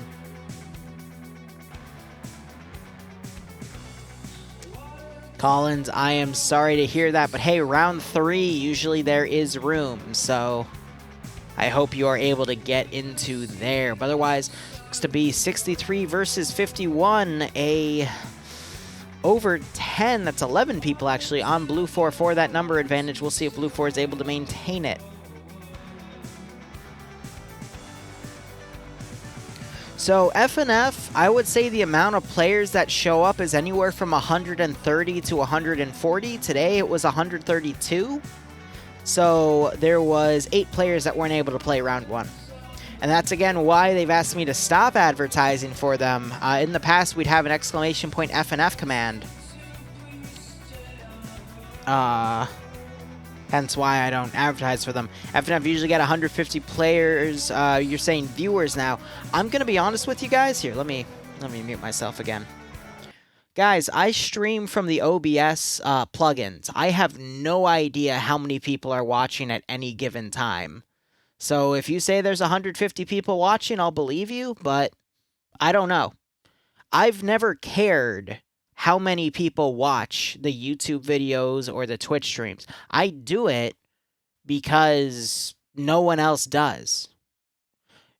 No one else was doing Zeus work back in the day except for Luton09, and he quickly fell out of favor with it because I believed he was doing it the wrong way. So I stepped up and did it. No one was doing FNF to a large scale. It was just Barb who started with it, so I came in to help him with it, and now we do this every week. There's a lot of op concepts out there that no one does. Most recently, French Indochina War, for example. That was done a few months ago. One of my favorite ones was Arstotzkan Kolchia Civil War, which actually wouldn't be a civil war, general war, because it was 2 different countries against each other. I do things that no one else does, and I make content out of it, because that's my shtick. And I don't care if 2 people were to be watching or 200. I'll make this for the 2 people. I don't give a shit, because it's fun, you know? And that's why I don't like any fake or forced content, you know? Because it's this is all about just making it for the sake of making it. And I think it's great that we have hundreds of people that watch, but I would be doing this if I only had 2 too, because it's fun. Why not, you know? Sorry about that. Let me, that was a personal note on me. I know we are supposed to also be celebrating the 100,000 subs on YouTube, but that's always what my content's been about. Just doing things that no one else does that I feel like doing that I think people would enjoy. That's been it. Yeah, the checkpoint RP from yesterday is another good example. Not a lot of communities out there do checkpoint RP, so might as well. Because I enjoyed doing it. I didn't expect all this crazy bullshit to happen. Back in 2016, I was just Luton09's right-hand man, ground commanding his operations or squad leading and making sure everyone had a good time. So here with the content, it's not even about the content creation, it's just making sure everyone has a good time. I just fill in the gaps in TSB or other places I work that not other people are filling, because why not? And then occasionally I also do what I feel like doing, but more so I'm filling a hole. Alright, so mission start, and I'm going to jump back up to the casting couch here. We'll go and chill.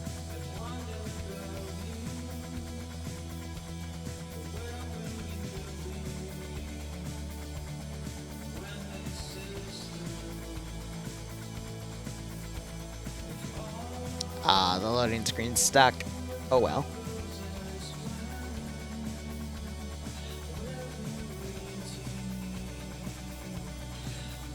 I still can't believe that community poll stuff was the reason that I was losing so much viewership over a year and a half.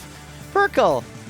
That's funny, because we just put up a meme about him in YouTube for Friday Night Fights advertising, because why not? But, you know, c'est la vie. Got a part-time job, so even if this all falls apart, that could go into full-time and I can still live my life, you know? So who gives a shit? So, Ruha. This is the map where I met Stone. Actually, that AO right there is where I met Stone. Long time ago. Good God. What an excellent man. He's the reason I got kept afloat over the past 2 years. How long have I been doing Zeusing? Since 2016. Hello, hello. Hey, Barb. Hey. There's Nemesis is I wouldn't say debating, but they're discussing bringing Iander back in since that one guy had to leave. But while they do that, that's fair. I was able to look over the roster, and we should have a very interesting round as well for the second round. Bunch of assets on both sides, BTRs for Red 4, M2 Humvees, and Little Birds for Blue 4. They start over at the airfield, so that makes perfect sense. Yeah, it should be very interesting. And now looking at the AO just from the map, not too far of a distance from each spawn, but it's going to be a tough one for Op4, though, I will say. I'll interject a little bit. Because the terminals are on the edges of the control zone, which means Op4 doesn't have room to set up sentry sites around the terminal zones. So if they want to do an all eggs in one basket approach, it's going to be very, very tough. Agreed. I think they should see how that goes, use the railroad line, like we've seen before on Ruha. Use that as a bit of a firm barrier because it's a nice straight line, fairly open. Should give them plenty of line of sight towards between, you know, as a barrier for the terminals. So I could see that, but otherwise, yeah, they're not really gonna have a wide area of defense. They're gonna have to keep it pretty concentrated, which isn't always the best. I'll be right back 1 second. I gotta answer something in chat. Alright, so on the note, Luba, I have mentored other Zeuses in the past. There's 2 ways that it's been done. First off, in TSB, I had a hand in creating all the framework for the Zeuses in there. So we know the Zeuses that we have in TSB are trustable. They make good stuff. I have I sign off on all that stuff. The second is through Patreon. I have mentored 5 different people through $250 a month thing, because mentoring Zeuses takes a lot of time and effort, and there's a lot of stuff that needs to be passed down. So if you're interested, DM me or look on Patreon, but I'm always happy to mentor people, because those are the official ones. Unofficially, across a few communities, I remember I mentored a few Zeuses in the 89th as well. You know, just as a side hobby, but Zeusing is a very complex concept to father people into. But let me unmute myself and go talk to Barb again. Just wanted to answer that personally. Sorry, I was talking about Zeusing. Yeah, no problem. Talking about people being mentored. Lamau, you are one of them. Technically, yes. We were talking about false landings and false drop-offs with those little birds being a viable play. I'm of the opinion that it's a double-edged sword, that you don't, like, because they're little birds specifically. If they were Blackhawks, I could see that being useful, but with little birds and the crew and people riding alongside being exposed, if you have an empty chopper, then they know it's an empty chopper. If you fly in with a full chopper and leave with a full chopper, they know that you didn't drop people off there. Yep. So I could see that being rough, just specifically with little birds. But we do get pushed in now, and we get to see the AO. Alright, so Blue 4, we got those 2 unarmed little birds that you're talking about. We do have these 3 armed Humvees, which are up-armored, and they include the spotting cameras, which is great. Thermal's going to be disabled because FNF does not like thermals. We also got 2 quad bikes and plenty of transport trucks and 2 unarmed Humvees for transport as well. And we have our standard Marpat Marine woodland gear that we see. Honestly, we see these guys once a week with how everything goes. So Oh, easily. 5.56 rifles, M249s as a squad-based weapon, 240 Bravo as the Foxtrot and Charlie 1 squad weapon, and a Maz for the Charlie 2 team. And then X-Ray is going to get a Mark 11. And they even have a sign for Friday Night Fights Titans 7v7 coming soon. Interesting. Very good. Yes, I was told about that. And actually, if you zoom in, you can see a preview of one of the AOs. We do have, I was told about this beforehand, and you kind of ruined the surprise, you little sneaker. But yes. It's on the fucking map, you forehead! I know. I'm playing with you. But yes, we will be having 7 versus 7 concentrated Friday Night Fight Titans. All the action in a big 120-person battle just condensed down to 7 versus 7. So, basically, community versus community at that point, just to see who is better. We did have a Saturday Friday Night Fights branch, which Night Scuffle. It was fucking the FNF staff yelled at me for calling it a scuffle. They wanted it to be a skirmish instead, but I'm gonna still call it a scuffle just to piss them off. But I think I might have called it a skirmish before, but either way, yeah, it's a scuffle now. But yeah. Regardless, that was between the sitting faction of, what was it, the 21 ID? They're the 29th Infantry Division, and that's it, 29th. Supplemented by 4 IB. I believe. Was it 4 IB or was it? No, it wasn't 4 IB. It was 2nd MRB. Yep. 29th ID and a 2nd MRB. 29th ID are the guys that FNF, the TeamSpeak, also has them in it. So they're the sitting community that, helps to manage FNF. So they were fighting the FNF coalition, quote unquote, last Saturday. And through the 3rd round tiebreaker, the FNF coalition was able to win, and that was really fun to spectate. But now we're having 7v7 to, I guess, do a community v community. We also got some random images of some AOs as well, so that's pretty interesting. But otherwise, Blue 4 already getting set up here and trying to organize themselves. Let's go ahead and look at Op4. Absolutely. And if I had more Ruskies. Yes, it is our famous Russian detachment, as per usual. We're in that very nice EMR camo, 545 AKs, unmagnified optics, PKMs for the squad level, PKPs for the platoon level, RPG 26s, and an RPG 42 as well, to round out the squad level weaponry. In addition, they do have, like I mentioned earlier, they have the 2 BTR 80s with a 14.5 heavy machine gun and a 7.62 PKT coaxial, in addition to some transport trucks and a couple Gaz Tigers. I believe 3 of them. I'll be right back 1 second. Oh, sure. But yes, the Gaz Tigers, which are pretty much equivalent to the up-armored Humvees, nice and, pretty thick-skinned, have a nice PKT on top, as well as an AGS. The AGS has been scripted to have no ammo because AGSs and GMGs in general are very powerful and can break a PvP scenario with that raw firepower, so that's been scripted to have no ammo at all. As well as 2 quad bikes, just like with Blue 4. These are usually taken by the X-Ray team, since they are a 4-man team. 2 quad bikes, 4 people, and the math checks out. Otherwise, standard, pretty much the same as last round. Blue 4 NATO guys versus Red 4 Russian guys. Pretty similar weaponry, and pretty good stats overall. I'd love to see how these BTRs are used in defensive capability. Usually you see these more as troop transports and then an IFV role. So we'll see how well those 14.5s, maybe they'll be using them to take out the helicopters. They would be very useful against that. And yeah, they also have these gas trucks for the purpose of transport. And once Liru gets back, we will look at the AOs. Otherwise, yeah, it is. This is kind of some people would see this as basic, but it is the most even fight that you can have, considering these are both RHS factions, assets, gear, etc. Friday Night Fights also has a special config to rescript body armor and I think ballistic values as well, but maybe just body armor. So 545 and 556 against this kind of body armor is very much even.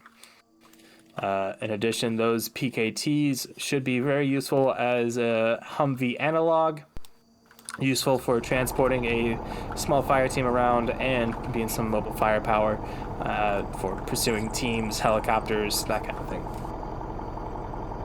Who builds all these missions? FNF has a volunteer mission development team. People can just, say, hey, I want to make a mission. You can make your mission. They have a specific framework for making missions. Mission gets submitted, audited, and put into the rotation. We have fresh missions every week because of the hard work that these people do for the community. Again, it is all volunteer, and it would not be possible without their help and their hard work. So big shout out to them, especially Tarnfolk, who's in my chat right now.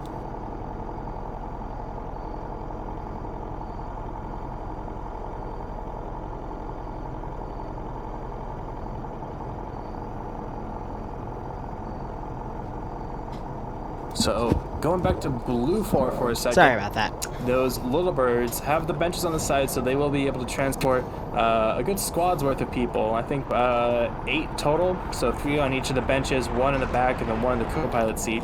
In addition, on the nose of the Humvee, that you can see on my stream, it has a nice little camera pod useful for reconnaissance. I believe this is the Recon 1, so I thought that I don't know if the OH6M has it as well, but in any case, this model does have it. It is very useful. It's a very powerful camera. It goes up to like 12 or 15 times zoom. It is very good. So if they're able to utilize that, they should be able to get some decent eyes on the AO from a distance, from a safe distance, preferably, but we shall see. I am back, by the way. Caught you talking about the SOCOM little birds and those camera magnifications. Those are only going to be useful, though, if they have co-pilots, which, yes, if we were to look at Hotel, which should be the group for those, but it looks like we only have a single pilot for each among Hotel, though we do have Hotel 1. So I think 1 is going to have an extra co-pilot, but 1 is going to be a simple transport. If I remember correctly from the roster, there were 2 pilots, and then there was actually an air detachment commander and XO. So if all the slots were filled, they would have a pilot and a co-pilot each, and the detachment lead and XO could, in theory, use those camera pods. But we do have Ikiru and his squad loading up in one of them, and Johansson loading up in the other. So they will definitely be using those to pretty good effect, especially considering how cramped this start zone is for Red 4. Now that we've gone over that, do you want to go over the terminals? Oh, let me give a general spiel. If you are playing in the server and you are on either my stream or Barbarian stream and we catch you, you're gonna get banned from FNF. So don't make me go to NEM, because I'm already gonna go to NEM just to verify a few IP things. But please, don't. Because I hate having to do that. 5-minute delay for the Saturday night skirmish scuffle. Whatever. I don't want to take FNF to a 5-minute delay because of stream sniping. Please. Do not make us do that. It is literally going to be y'all's fault if we do. So please don't make us. I beg you. Anyway, let's go over terminals. I have IPs noted and whatnot. We'll just compare them after stream. Sure. Terminal 1 is a warehouse over on the northeast corner of the safe start zone. We see Malin, Vonk, Armor Jesus, and all of them setting up pretty heavy defenses all around. They are also Armor Jesus looking across the river to the west. So they are one of the best new coming players, in my opinion. They will have plenty of time. Still got another 5 minutes to build up some defenses. Not a bad area, but the tree cover does kind of limit visibility. If you're dead, feel free to come on, but if you're alive or down, don't come on. Yeah, with this AO, the one fear I have is Blue 4 coming from the tree angles. You do see a bit of a riverbed extending to the southeast here that Blue 4 can utilize, passing the train tracks along this riverbed to get in close and then attack it from the northeast angle. They can also go a little farther past and try to assault it from the riverbed But Op4 is doing their best to set up some sort of 360 security here. Now, with both factions, you do have to note, both factions know the exact position of the terminal because it's marked with dots on the map, and the defending faction gets the red marker right there. So, I don't know, yes. Op4 doing what appears to be an all eggs in one basket approach right now on Terminal 1. That is incredibly risky. That means they're going to go for better PvP rather than time. So we'll just have to see how that plays out. Compared to the first round, this is actually a very, I said cramped earlier, but it's compact, really. We do see now one of the PKTs heading south, Joseph Stalin and 3 others. I don't have any ETA on horror missions. Might be rigging that as a booby trap. But yeah, I really would have expected them to be a bit more forward, maybe do Terminal 2 and 3 using those the railway line, the clearing around it, to hold that as a defensive line perhaps. Why are they climbing on the building? But I don't know. No, looks like they are absolutely going for an all eggs in one basket, maybe some active defense. We got X-ray on those 2 quad bikes, which we usually see.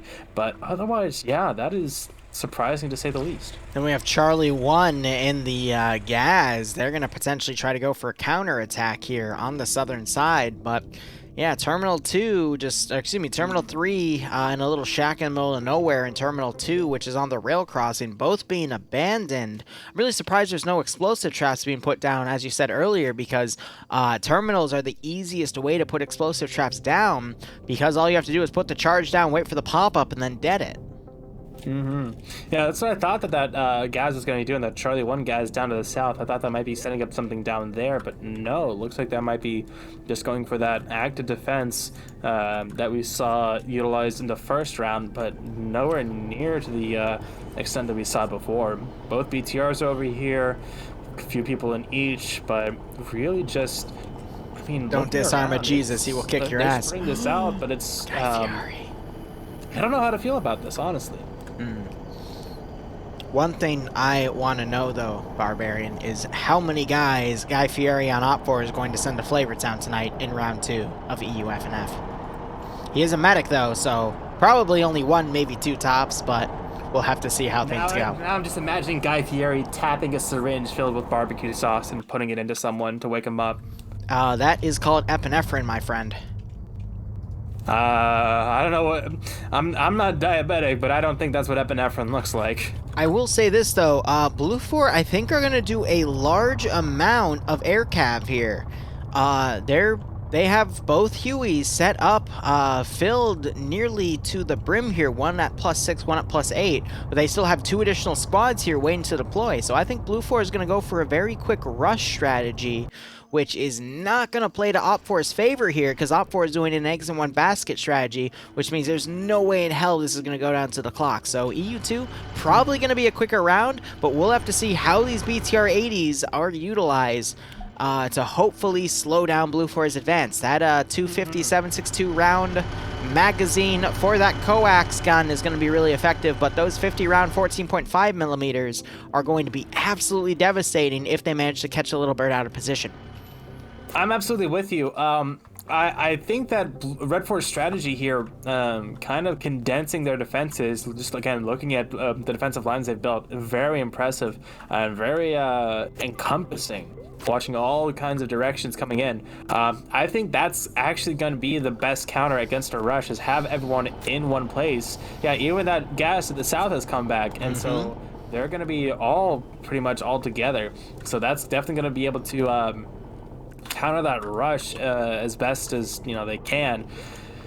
As for the trips that the Little Bird is going to have to do, that could it's a bit risky, because it could mean that they get separated, the 2 squads, and then come back for another 2 squads.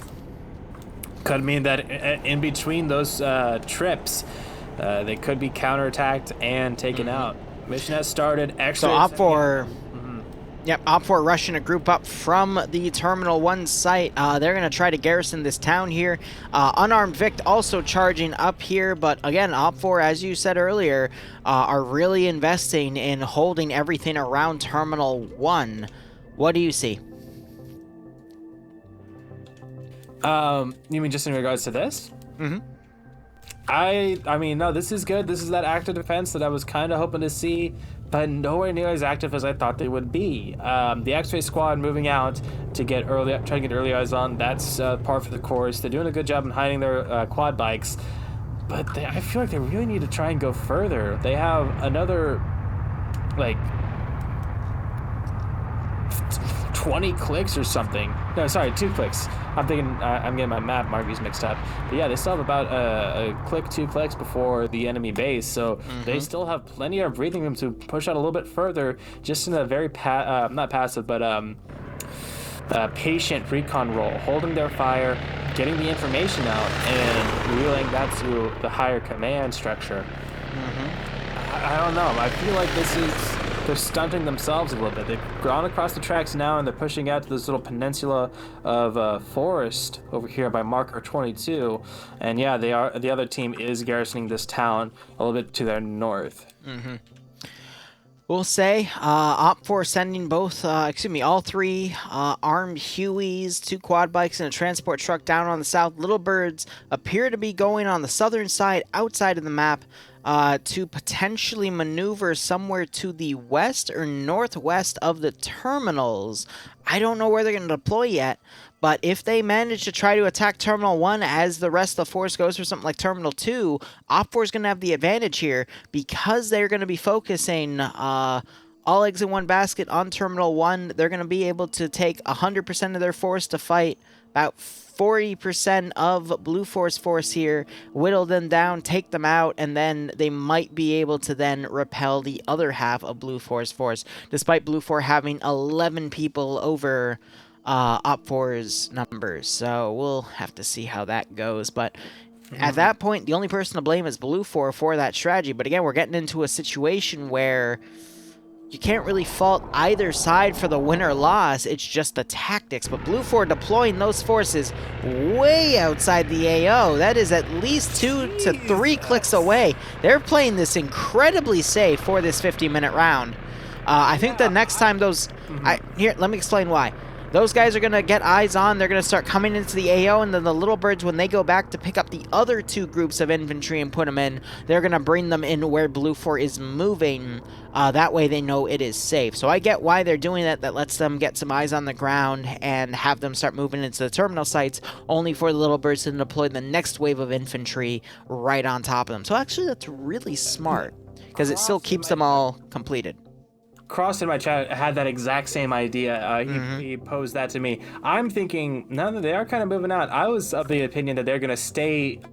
yes, I still do PvE stuff, don't worry. At a much closer LZ. We have a PvE op actually tomorrow. Steady and just 80 plus people. And just hold for the second team to come up to them, and then they just go out as one big squad. However, yeah, it looks like they are moving forward on foot. I was thinking they'd go more like Yarvella, just to the west of Terminal 3 by a few hundred meters. But yeah, they are 3 clicks away from Terminal 1 here, and that is a long walk. The other group got dropped even further west by the map border itself. So they got about a 3.5, maybe closer to 4 click walk.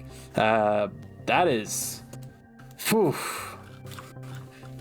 That is a walking simulator round for them. I feel like that's a bit of a misplay. Like you said, they're playing that very safe, which makes sense, especially with the very... It's only going to work out for them, though, because there's no defensive aspects around Terminal 3 or Terminal 2, so that's going to allow Blue 4 to regroup on the southern side and then do a unified push with that numbers advantage to still take on Terminal 1 and probably win, because Op4 doesn't know where Blue 4 is going to be deploying, so they've committed half of their force to that northern side.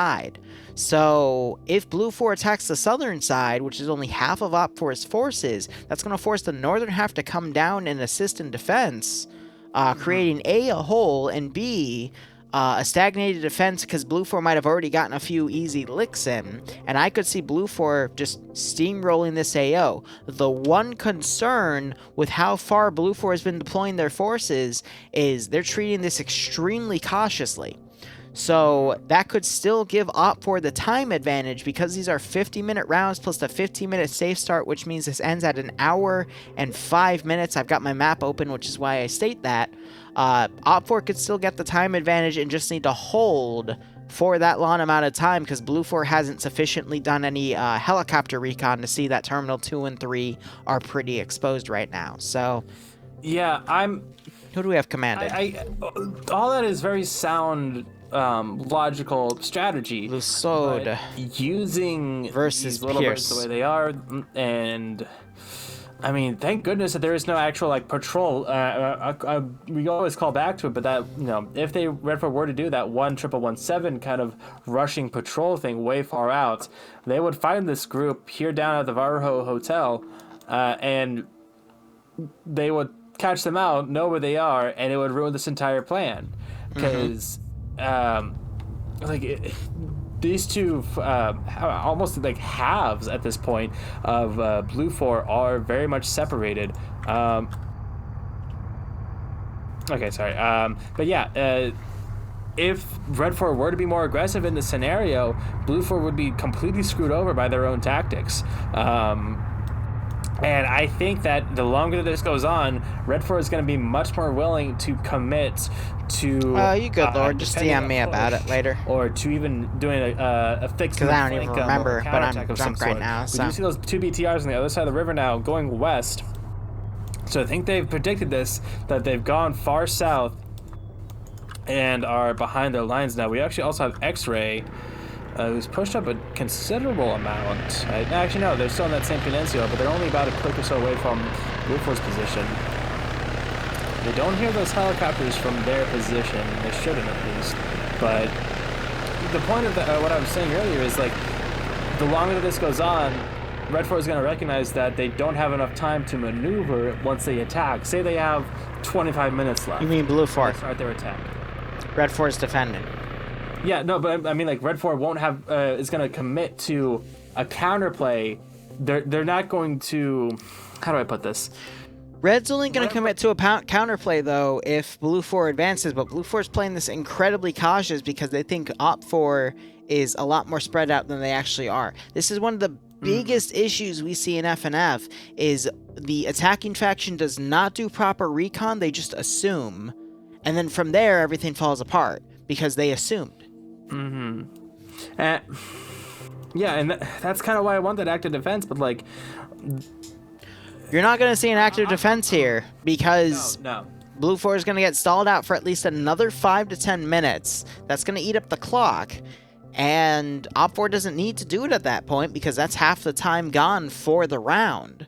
So they just have to actively... They could send forces down to actively defend Terminal 3 if they wanted to, but unless Blue 4 steamrolls from the west, I don't see this working. I already think this is a plan that is built to fail for Blue 4 because they're taking this over cautiously without doing any recon, which is why recon is so important to do, not just in PvP, but in any Arma 3 scenario, period. And we could see once they drop off that second load, I think they do have a third load actually back at base. Jen Warl, thanks for the Switch Prime sub. Hope you keep enjoying the operations. Hope you're staying safe from COVID, and I hope you get a kick out of this. They're not even making any further progress until they get those reinforcements in and they can move as one cohesive unit. But maybe once they get all the transport done, then they go. Well, now you do and know. They start doing some recon with those very, very powerful nose cameras. Even if they don't have thermals, they still have. This happens all the time. Zoom, like something like 20 times. Zoom or something.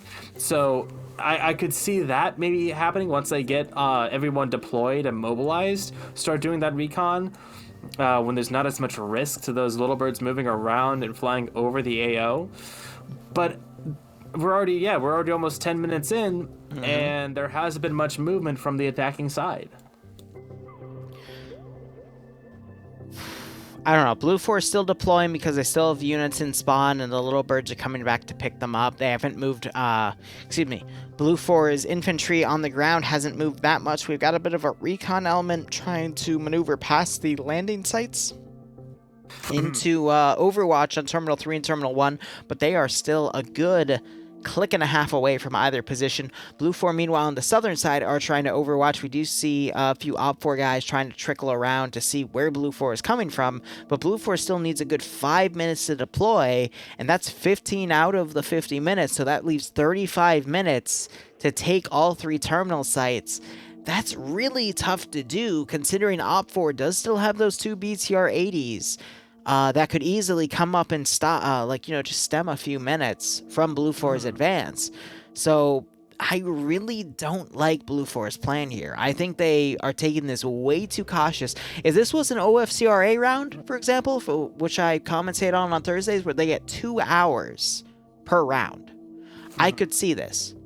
But for an FNF round, which is only 50 minutes, they're kind of shooting themselves in the foot here. Op4, by doing an all eggs in one basket approach, wasn't expecting to get a time boost, because when you defend all sites, you're expecting the other 2 to get steamrolled and quickly taken after the enemy faction realizes what you're doing. Op4 is just going to get that because of Blue 4's plan. And again, it's all based on the fact that Blue 4 just assumed.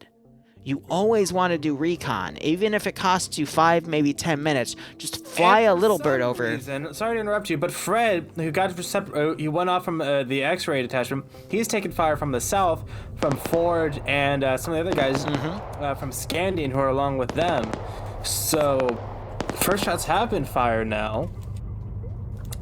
And I'm not entirely sure of what that's going to mean in the grand scheme of things. Fred's a medic. I guess he was just sent down to go try to find forces here, but that's a really interesting call. Fred's a Logan type. He's kind of he's a good lone wolf type, but at the same time, as a medic, you do want to be with your squad at some point, because, or for the most part. Yeah, but Logan plays medic a lot as well, so it's just whatever they get thrown into, you know? Liru, off-topic question. Should Iander cannonball a bottle of port or no? It's Iander we're talking about. The answer is automatically yes, regardless of the question. Yes, okay, good. I agree. Thank you. Look, the man has blue-on-blued friendly Apaches in the past, thinking they were hostile, even though they were hovering in a pattern that no AI would do. So, the answer automatically is yes. Fair. Iander, you heard him. Get drunk. You've already missed 2 rounds of EU FNF. I'll see you for round 3, or if not, I'll see you for NA if you're still conscious. He won't be, but nonetheless, it'll be quite interesting to be conscious see. To make rocket shots. Fuck. Barb, I'm drunk. I could really go for a, a Pizza Hut pizza right now. No, it would be a Papa John's pizza. Have you ever, I'm going to take us to a side note, because Blue 4 is going to spend another, 5 to 10 minutes maneuvering here. Have you ever had pizza, but then your stomach, hates you the next few hours after? Hates me? You have stomach problems and shit. I don't know why, I get that with Domino's all the time these days, but I don't know why, but Papa John's stuffed crust cheese pizza, which I absolutely love, I've never had a problem with so far, and I've eaten 4 of them, so I really want to go get another one right now. What, in one day? Yeah. It's dope. I'm drunk as shit. You have to deal with this. Yes, usually got to deal with me, but I'm getting there as well. Here, let me drink some more of this mead, and I'll. I already drank halfway through my Vikings blood bottle, man. You got to catch up. Shit, I think I'm maybe about a quarter in. I really got to catch up. Here, hold on. Let me take a pull from the bottle. 1 second. All right. Hey, Crowley, how you doing? I haven't really noticed anything this week from, at least from round 1. I know Paladin was coming up from ML 700th, but he got shot to shit. I know last week, though, for NA round 1, he clutched and then failed so hard because he didn't play the objective, he played for kills. Do you remember that, Barb? NA round 1 on the Ridgeside defense? Paladin came up, he had the opportunity to win the objective, but instead he went for kills? That was such a blunder. Yes, that was a blue. And then he blew himself up too in the beginning with that one grenade that bounced off the tree. That was hilarious. But anyway, 30-minute mark roughly, so we are, 15 minutes in, so 35 minutes remaining on the round. Terminal hack 2 started. We're at 2 minutes for the hack times there. And they, Blue 4 has come up a little bit with its 3 vehicles. Little rounds going out on that Op 4 group to make a pushback. Time is 2 minutes, not 90 seconds. I just realized. Yeah, usually it is 90 seconds. So that's a really interesting call right there. But regardless, Op 4 is going to maintain their positions with that one X-ray group pulling back to do recon. Some smokes popped as well as they pull to the north. We might see a little bit of a tougher defensive line for Terminal 2 because Charlie for Op 4, which is their weapon squad, so their heavy AT, their MAT, which is a proper term for that, and a machine gun, which would be in the form of PKP overwatching that, but... Okay, yeah. I'm sorry. I gotta do an aside. You did an aside, I get an aside. Gaming with Big B. Buffalo wings from Buffalo? You don't go to Buffalo for buffalo wings. I'm sorry. You do not go to Buffalo for buffalo wings.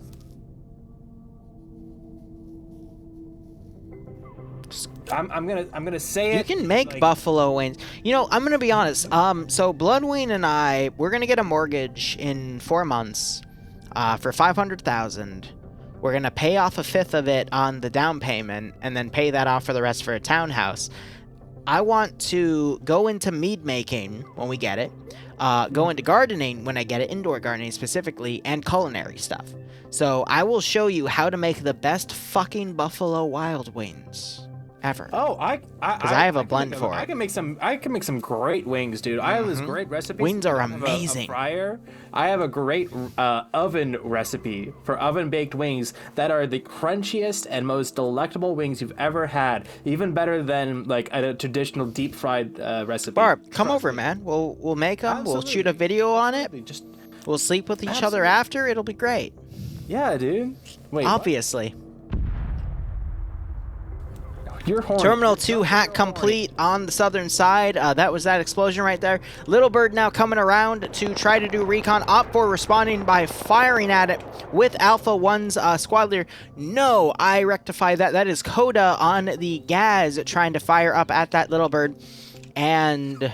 Liru, wait. What? So we're going to make the video about the wings. Is the other video going to go on the OnlyFans then? Of course. Silence, bottom. Anyway, Blue 4 is maneuvering. Make me, daddy. Shut the... We can't stream this content on Twitch, Barb. We have to move it to Pornhub. Anyway, Blue 4... Their forces on the western flank are really stagnant right there. They have a Little Bird on reserve, which I believe it's not landed. It's just has its engine on trying to do recon. I agree. Oh my god. Stop making me horny on that. Anyway... Blue 4 still moving their forces up. This is gonna just eat up a lot of the clock here with those two Op 4 BTR 80s in position to block Blue 4 in their forces to advance from the west. But this also opens up opportunity for Blue 4 to move their 3 Humvees up from the south. This could go either way, but I'm really worried about Blue 4 right now because a lot of time is getting eaten up on the clock, and that is going to just do Op 4 a service here of holding Terminal 1. Is that a buffalo wing in your pocket, or you just happy to see me? Shut the fuck up, bottom.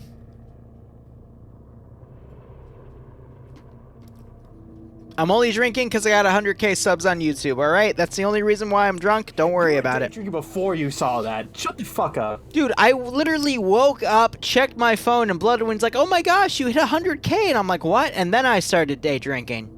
Alright? Sure. The only reason I was day drinking is because I had some leftover caviar from, my brother's birthday, where I made him Wagyu beef steaks. Fun fact, by the way, drunk confession, because we're still waiting on time. I bought my brother really expensive Australian and Japanese Wagyu beef steaks to cook him for his birthday, which was about 2 weeks ago. And when I went to checkout with them, the $250 Wagyu steaks, the person put them through the scanner, but they didn't scan. So I was able to. I didn't pay for them, but they were still in the bags. So I just walked off with them with my mother. You just saved $250 steaks. Yeah. Everything else was additional $250. So I was willing to pay, like $500 for my brother's dinner because he's moving into his own apartment. And I thought, this would be the last time I get to spend time with him. This was special. Again, Barb, I will state this again. He was moving out. He has his own apartment now. I'm never going to probably see him again except for holidays. and I wanted to make it special, so I cooked them Wagyu, but the person didn't scan it, so I saved $250. So, yeah, we just walked off with them. They were really good and juicy. Like, Wagyu, I will admit, it's a great, like, ceremonial thing, but you don't want to eat it every day, because it's just, if you eat it every day, the fattiness in the Wagyu is just kind of sickening at that point. But it's still, you know, something good to try. So, oh, don't get me wrong. So, Wagyu, normally you get in, like, these little, like, slivers, these little chunks, like a little mini filet mignon. These were, like, full-on strip steaks. Yeah. Yeah, no. So that's why they were expensive as hell. No, when I was in Japan, I had to pay like $10 for Wagyu ramen, and it was that same kind of very thin slices, so like kind of like beef jerky sized slices of Wagyu beef. So that absolutely checks out as far as a bigger steak. And again, we are still waiting on time on any kind of contact. So someone's telling me, just proud patriot telling me I shouldn't admit to crimes. I didn't commit any crimes. They just didn't scan it. So actually, I looked this up and talked to my lawyer about it. It's not my fault. It's on them for not scanning it. And I don't have to correct them as a standard citizen of the United States of America. But, you know, it's statute of limitation for that is what? Like a few years? I gotta look that up. But again, it's not my fault. But, yeah. Someone who works in retail saying it is not a crime if at the till somebody does not charge you. Exactly. So I just got lucky with that. But besides the point, you know, it's just a good celebratory thing. So. Absolutely, no, very, very, very fortunate. Good, that's a good luck thing. I will admit, my luck with Bloodwing, I almost said her name. We have really weird luck where she will either get really lucky or I will get really lucky. Not as lucky as Delta 2 for Blue 4 though, who just got shot at from two different sides of Op 4 here, from Charlie and who is this up here? Alpha here. By the way. Of course they are, and of course that's why they're pushing, but... Speaking of pushing... Seeing Blue 4 kind of push back. Open field now, going onto Charlie's flank. They're gonna run to a rock. Oh, no, they broke. Braked, whatever. Now I'm getting drunk, fuck you. Lots of fire now coming onto that Humvee, though. That's in between rounds, buddy. Anyway, X-Ray for Red 4 now kind of reacting. Barb and I have a weird relationship. From their original position, fell back a bit northeast. Front line still not really established. It's pretty early. Rocket goes out. I believe that was from Dingo, perhaps, onto Golf's Humvee, but it missed. Those Humvees are the up-armored variant, so they are going to need some AT. Second rocket comes out from Strakatenko, I believe. And maybe that was Ryzen, but either way, it was also ineffective. And that third one goes out, but that one was on the BTR. Pickles, his BTR is cooking off. Yep, that was by Ash who fired that round, so that BTR is going to pull back. It's got a wounded in it. There is the cook-off flame, and we're at least going to see one guaranteed KIA out of there. G-Legs is crippled. Ooh, he's trying to crawl away. That explosion could do additional damage to him to knock him out, but I think he has maintained... Yep. Yeah, he definitely got hurt from that a bit more. Pickle's still inside. He was the wounded one in there, and he is pretty badly fucked up. Oh, God. Oh, look at him. He's... Oh, that's a big hole in his thigh. I don't like that.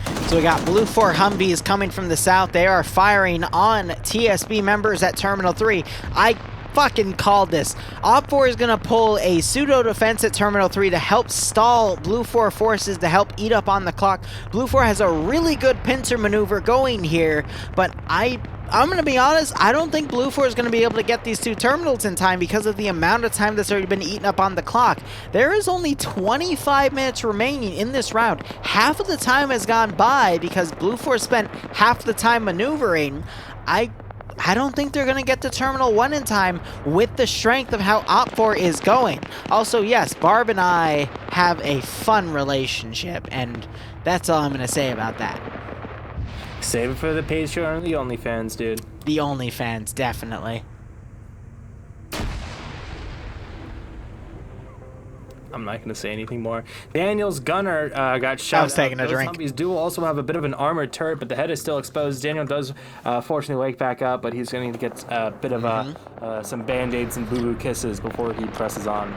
Little Bird finds some high-edge recon here. That is Pearson, somebody else, checking to see the defensive lines at Terminal 1. I think Blue 4 is going to realize the issue of Op 4 putting an all-eggs-in-one-basket approach on Terminal 1, and that is going to try to rush them a little bit.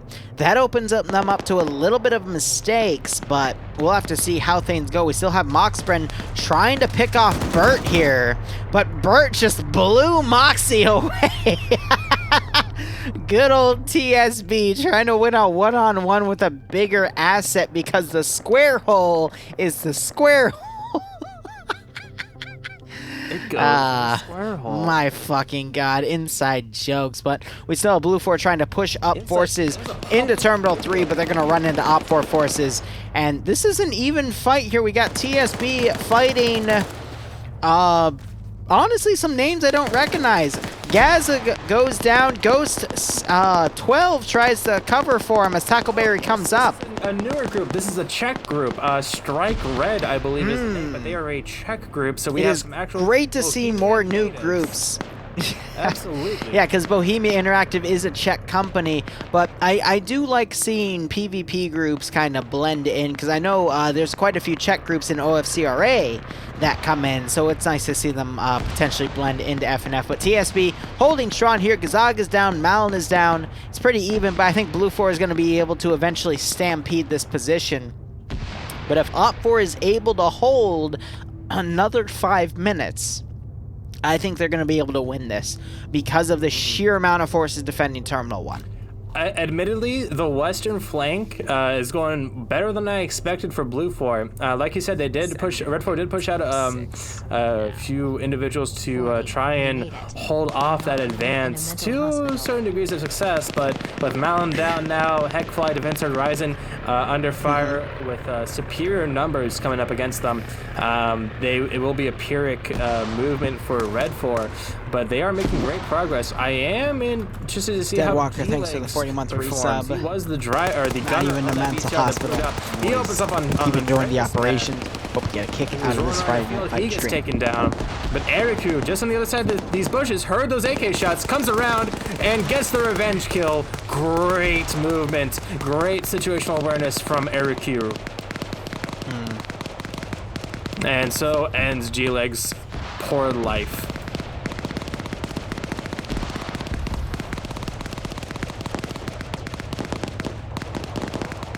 Over on the eastern side, lots of charges going off, destroying those buildings. A bit of a miscue there. I don't know if those were on a timer or those were on a clacker, but either way, no effectiveness whatsoever. So that's a waste of, I think that was 3 explosive charges actually.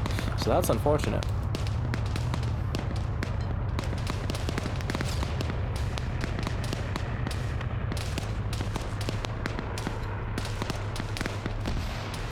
Sorry, Barb. I ran out of meat. I've drank 700 milliliters of it out of the 750. So, yeah, that explains why I'm drunk as fuck, by the way. But don't worry, my sweet summer child. I'll take care of you. Just come here. Just come here, my little pog champ. It's okay. We'll get the cat boys later. But besides the point. I don't know how Blue 4 is going to win this one. They have 20 minutes remaining before time ends. 15-minute timer is going to go off in about 5.5 minutes, and they still have a lot of their forces here, so Blue 4 is going to have to really rush in and be really effective on the PvP, but for now, especially after round 1 where we saw it come down very, very close, by the end of it, I don't think Blue 4 has enough time to maneuver on these remaining 2 terminals. I agree, because over on the western side, Heckfly, Devinter, and Ryzen still alive in this little saddle. They're still kind of... I mean, they're staying alive. We have the Charlie 1 lead over to their east. Even then. For here, they have a great bridge to cross over and get to just south of Terminal 1 and push up there, which is actually relatively undefended. They have that Malden bunker looking south, but otherwise, most of the defenders are looking east, north, or west. So this is actually, if Blue 4 can mobilize and pick up the pace, like I said, only 20 minutes now until the end of the round. If they can pick up the pace, they should have a great opportunity to pull this out from behind and make a win out of a pretty fucky-wucky situation. I don't see Blue 4 winning this. There's too many forces. There's 20 minutes going on. We do have a few Op 4 intermingled with a large Blue 4 group coming in, but even with a little bird that just landed to pick people up, Blue 4 might try something really drastic to get on top of Op 4's positions at Terminal 1, but I think that desperation might get them killed a few times over because of how thick Op 4's garrison is around Terminal 1. So normally an all eggs in one basket approach doesn't net them this level of security, but because of Blue 4's extra caution into these AOs, it's just worked in Op 4's favor. And now you got Dingo and Joseph Stalin picking off stragglers from Blue 4 that run up and try to take Terminal 3. Dingo just got a free kill. He's on 2, by the way, of Blue 4 just trying to trickle into Terminal 3's site right here. And I don't see Blue 4 winning this at all because of the stalled time. Mobilizing, they're going into this ditch over here that they're going into now with the support of at least 2 M2 Humvees. So they have plenty of firepower, plenty of manpower. They're coming up against just a 5-man fire team led by Emzikov over here. Emzikov, by the way, great streamer, rates me a lot of the time, so please go send him some love. But if they're able to continue along this path, they should be able to do that same kind of 2-front attack so it should stretch the defenses of Red 4 a little bit at least. Lord, no problem, man. I'll keep trying to go as long as I can, man. Appreciate it. Force. Hope you're okay. Nothing really crazy. Where's that other BTR? As I asked that, it is cooking off right now. Yang and Cole. Cole is hiding behind the cooking off BTR. That's not the smart idea. Yang is down inside a grenade going off right at Cole's feet. Ouch. As the BTR blows out. He's actually still alive. Never mind. I just saw a headshot on him. He got knocked unconscious. Absolutely. So 4IB doing some good work. Elkin is down for them, but that's both BTRs down. And if you're looking at Barb, real quick. Okay, go ahead. Okay, fine. I got you. So both BTRs down, 16.5 minutes remaining. I think those BTRs did their job here. We do have Blue 4 trying to trickle in on the other half of the pincer. Continue with Foxtrot 1. If they are able to win the PvP fight with this supporting Humvee, I think they could pierce in and potentially snipe Terminal 1, but I think that's really unlikely with the sheer amount of Op 4 forces that have been dedicated in defending Terminal 1 here. So I disagree. The BTRs have not done their job. The BTRs were there to counter the up-armored M2 Humvees and... No. All right. Okay, go ahead. I'll state it after this. Absolutely. So yeah, the Humvees are now, because they're up armored, they are impervious to small arms fire, except for maybe the wheels. And Warlords particularly, he's just driving around in circles. He's being a target for all of this 545 and 762 fire because he can tank it. The 14.5 HMG on the BTRs was meant to destroy those things, but because both of them are down, they can't do that. That's the main crux of my points. I'll let you. Okay, so I agree with you. Blue 4 is using their Humvees to draw fire. I agree with you on that statement, but Op 4 still has a lot of forces defending Terminal 1, and those 2 BTRs being put on the western side have been merely meant to stall Blue 4's western approach here, and that has bought them time on holding Terminal 3. Because they are holding on that objective, and we're about to get on the 50-minute mark, which means we're about to get the 15-minute warning marker. I don't see Blue 4 coming up to take these objectives in time. I think Op4 has had this in the bag ever since the beginning when Blue 4 decided to do that really long distance deployment of airborne air assault forces, because airborne means parachutes. Air assault means they're landing with helicopters. But the air assault force is like 2 to 3 clicks away on the western side, has really just guaranteed Op4 the victory here. We have the 15 minutes remaining marker here.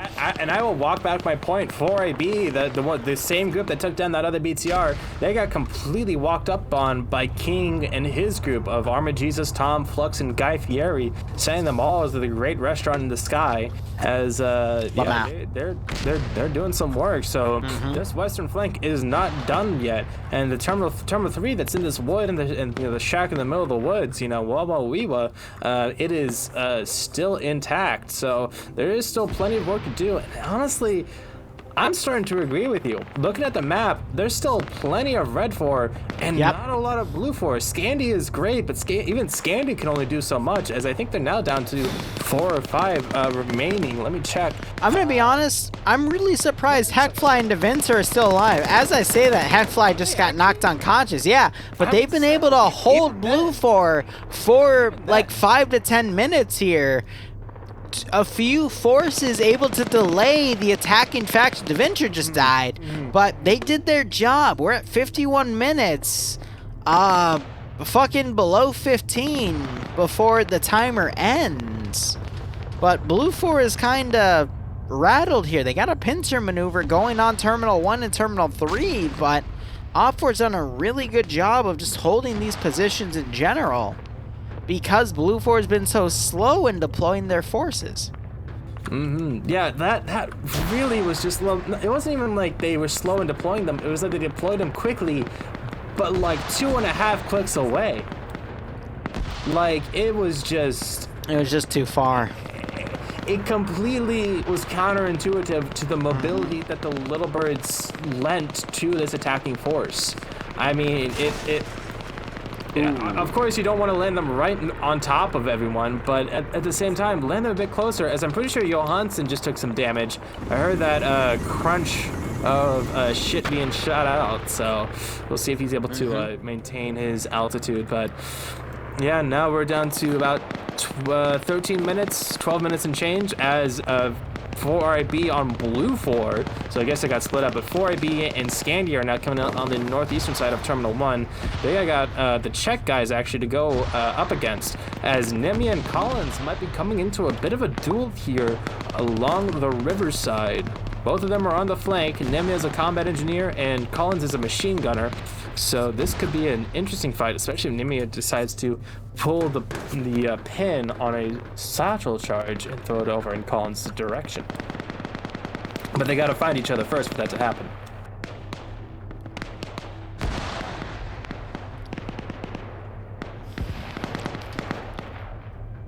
Blue 4 doing a really good job using these last 12 minutes to try to get on the objectives. Terminal 3 about to be hacked any second right now. There is this call, but Op4 still has a really strong defensive line around Terminal 1. I think Op4 has this in the bag. They just have to hold for another 12 minutes and they'll be fine. And they still have a large majority of their force. The southern garrison is going to be able to hold against the western Blue 4 approach, as because they were deployed by the choppers, but I think they'll be able to hold against the forces that come from the south, and then the northern force is going to easily be able to hold against the Humvee forces, excuse me, that were deployed, including Scandia Recon. I could see Blue 4 trying to come in and snipe that third terminal, but I think it's going to be unlikely, because with 12 minutes to go, and I did just see Blue 4 snipe forces right there. Go ahead.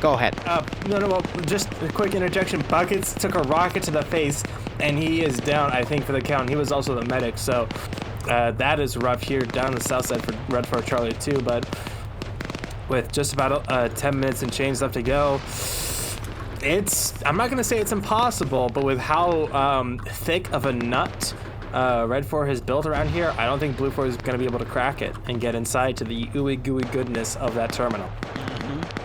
I mean, just look at the skulls on the roster here. We got Blue 4 with quite a big chunk of skulls, but Op 4 also with a big chunk of skulls on the side. I mean, it's still neck and neck here.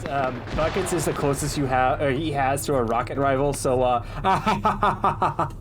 bitch, that's me, not Buckets. But that's besides the point. Op 4, well, F and F, but in general, I do. But regardless, Op 4, I could still see 12 minutes remaining. Blue 4 has a really big chunk of forces just on the northern side outside of Terminal 1, but the actual defensive line of Op 4 here is still pretty massive.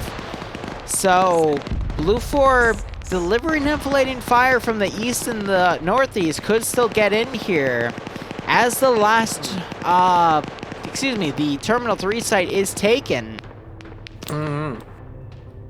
I could see Op 4 holding for less than 10 minutes here because we're at 9.5 minutes in the round itself, but again, and most of that chunk got obliterated by the northern group of 4AB and Scandi. So they've gotten some good ground. Yeah, like you said, the Terminal 3 has been taken. Charlie 2 now for Blue 4 making their way up.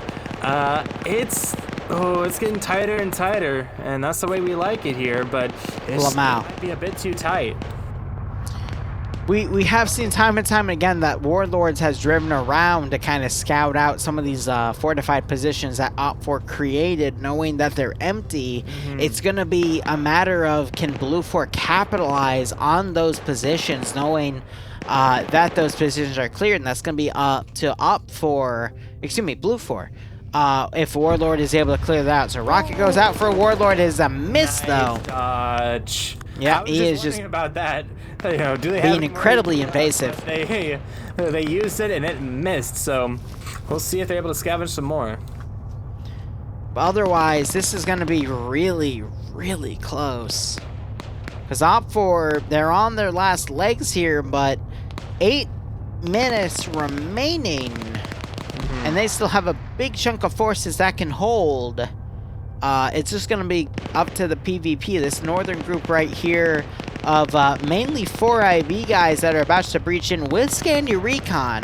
So we could honestly see them penetrate this position. But either way, with Warlords driving around and trying to draw the fire of Op 4, that could also potentially push out Op 4 to focus on the south. Because of check your mic, my guy. Oh my God! Something just got armored in the Redford base.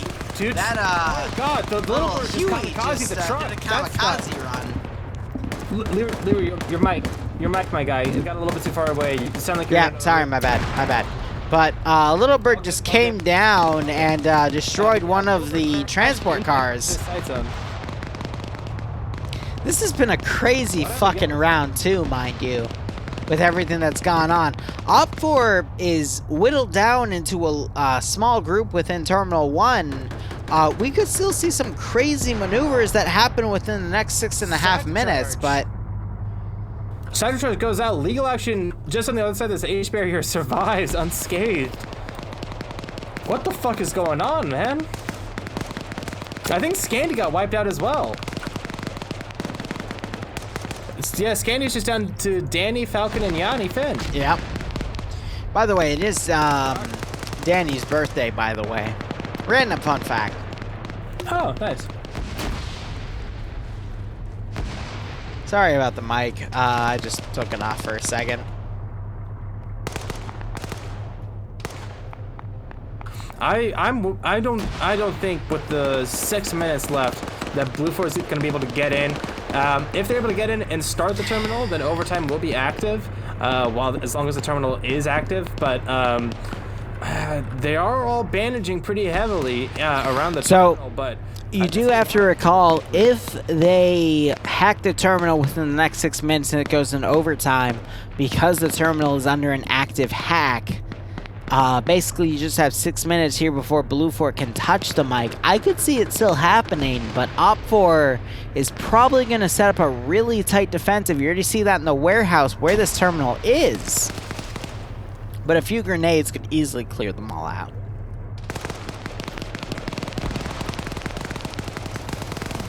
Absolutely. We do have over here this 1RW, Stattenberger.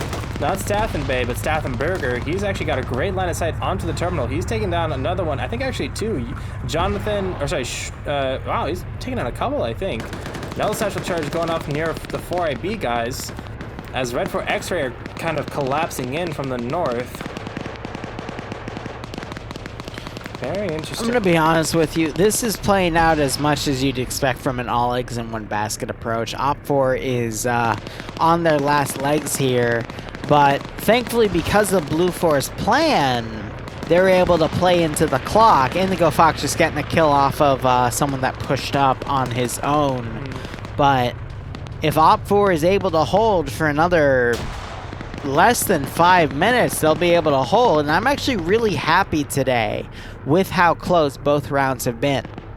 Third round, I assume we're going to see a bit of a steamroll in either way, because that's just, you know, statistically, with how close these two rounds have been, we're probably going to see a steamroll in the third round, because usually you always see a steamroll in one of the two branches of MNF. 4 minutes to go. I'm sorry to cut you off, but 4 minutes to go. We have 4IB stacking up and breaching into the warehouse. Yep. It's a covering fire from multiple angles. Brooke somehow survives. Don't know how. Gets magged down, but he's still on his feet. Luckily, out of his Humvee. Broken's really lucky that rounds were able to come out to knock out Brooke and Smith, but Junker's coming up. Yeah, Junker actually is a combat engineer. He's picked up a 249 saw, but he needs to pull the pin on a satchel charge and toss it in there. And he does have a Red 4 long range on his back as well. Op4's down to like 5 or 6 people by now. Right? Like 3.5 minutes to go. There's a chance. Junker's on 3 kills. Spraying down as he walks past. Going in the side door. Gets his 4th. Little Bird has landed, by the way. Pilot got out, and they're trying to pick off whoever is still left, but in all honesty, Blue 4 needs to focus on the actual terminal. There is some sort of sever of communication between Blue 4, because you still have people focusing outside of the terminal where targets are. But again, you need to focus on the objectives, not the individual players here. And Op4 might be able to capitalize on that. From the south, we have Pads, Grums. 3 minutes. This is gonna go to overtime. I really think so. Yanni now stacking up. Only if they touch the terminal, though. Ooh, Mike actually downs both Brooke and Smith. Yanni that was a great. Inside this warehouse. Gazak coming up now. It's his. Mike might have just won this for Op4, because he was able to snipe out those two guys. Gazank trying to take out Technic there, but Technic and Kahlo still able to hold, but Gaz now trying to breach. Tessic though, and he goes down to Tessic. Unfortunate. Yanni now gonna breach to try to hold the position here, trying to put some shots on Technic, able to get the kill. And this is close. Oh. We have 2 minutes remaining. Johnny going down, but there's no one on Blue 4. Close. That's GG. That is GG right there. So really, I'm drunk as fuck right now, but Blue 4... Hey, before you say anything more, you think you're drunk? Andrew's so drunk, he responded to himself in my chat and insulted himself, so you could always be more drunk. Okay. Okay, I see how it is. You okay, Liru? Yeah, I'm fine. I just had to take a drink of water after finishing the Vikings blood bottle, but... Yeah, no, the only reason Op4 won this was because Blue 4 played this way too overcautious. They dedicated their Little Bird helicopters to ferrying forces instead of doing actual recon, and that is why they deployed forces way far to the west instead of bringing them closer to the actual objectives themselves. But anyway, I think if they were able to, if Blue 4 was able to... Ghostly, thank you so much for the 2,000 bits. Hope you keep enjoying the operations. Hope you get a kick out of this. Speed up that timetable that they made for themselves. With how close that it ended up, if Blue 4 didn't have a need oh my god, so quick towards the end, dude, I just really could have won. Real quick, I just realized Blue 4 doesn't have anyone up. Everyone's down.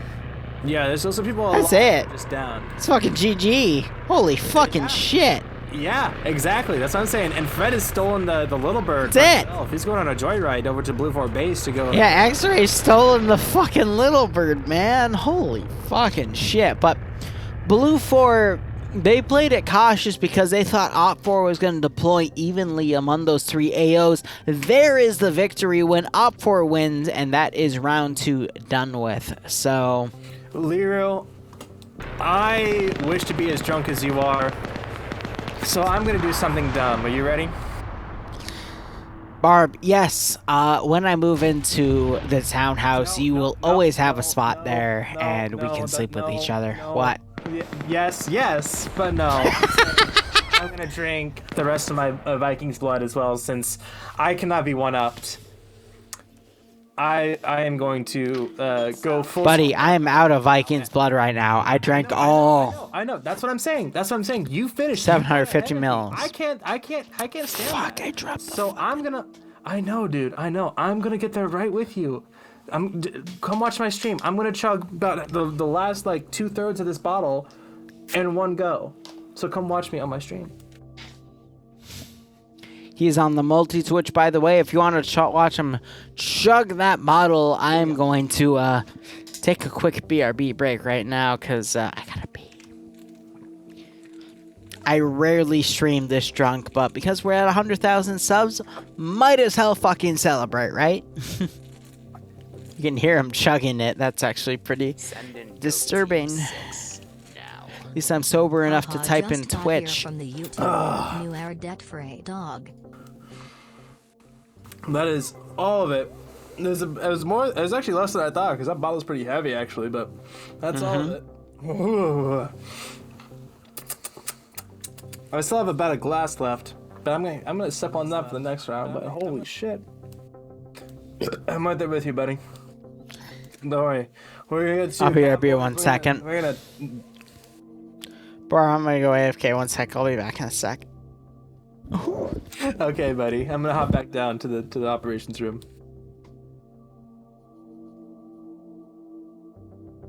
£1 a month. It makes the difference. At the minute, we are below the cap we need to hit, and if it does carry on like that, the NA event is the lead event of the two. It has been here for the longest. We are still new.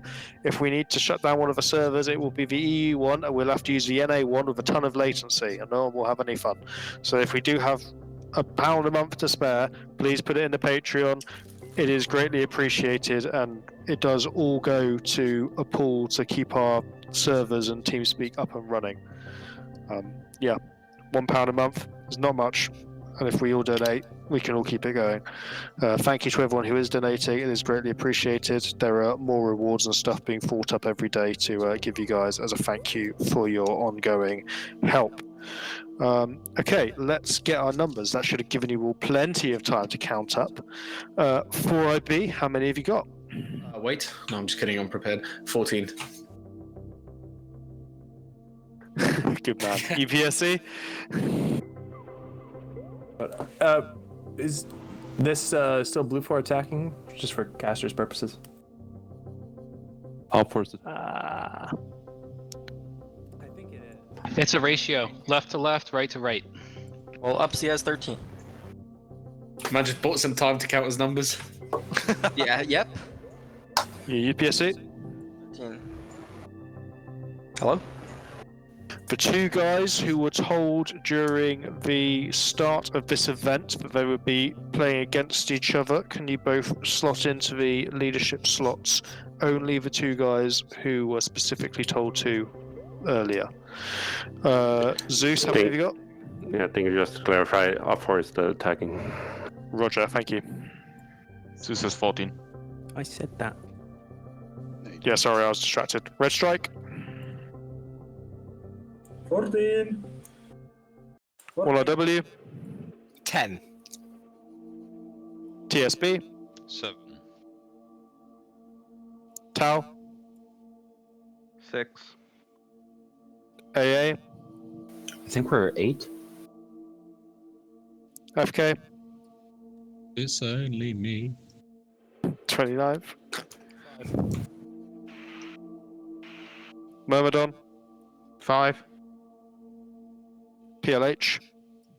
4. Scandi. Still 9 plus Nemesis.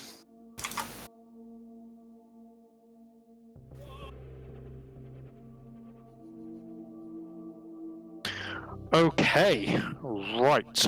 Let's get 4IB Op 4, UPSC Blue 4.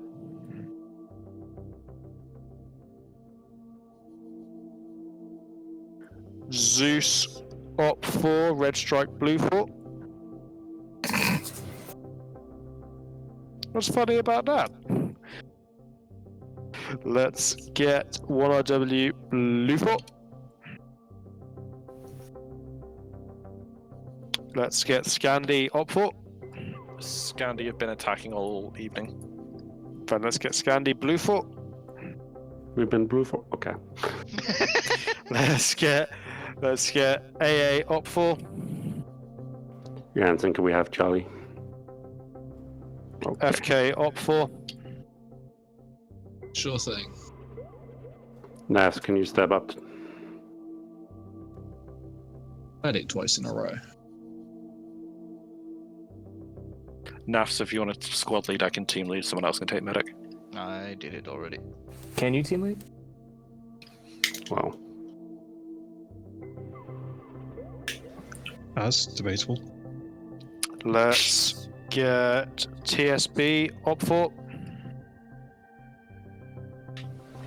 Tau Blue 4. Let's watch these numbers settle, and then let's do some maths. Yeah, whoever's eating crisps, you've been doing it all night. Stop it. You're not burning enough calories for excitement. 29 Op 4. Myrmidon Op 4. We have attacked all night. Myrmidon Blue 4. PLH Op 4.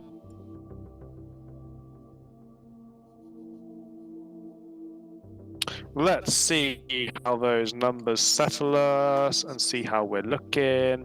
It's looking like it's probably going to be a Centaur Op 4, but let's wait and see.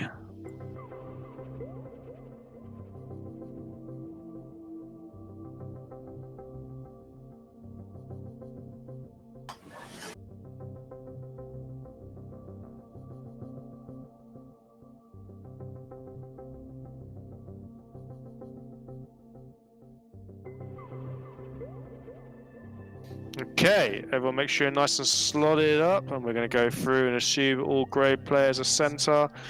Staff jump on Op 4, and then we will go from there. Vagrant Op 4. Rapid Beat Op 4. Navy Op 4. Matt Coro Blue 4. Logi Cheese Blue 4. Liru, are you playing or are you on Voicey Voice?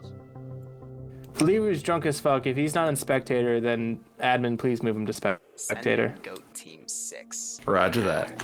King Op 4. Indigo Op 4. Quick question. Does anybody want a PL Op 4? Because otherwise I'll take it again.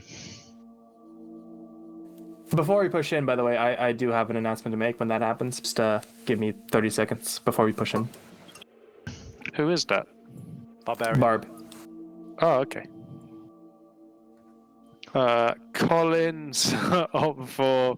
Buckets Op 4.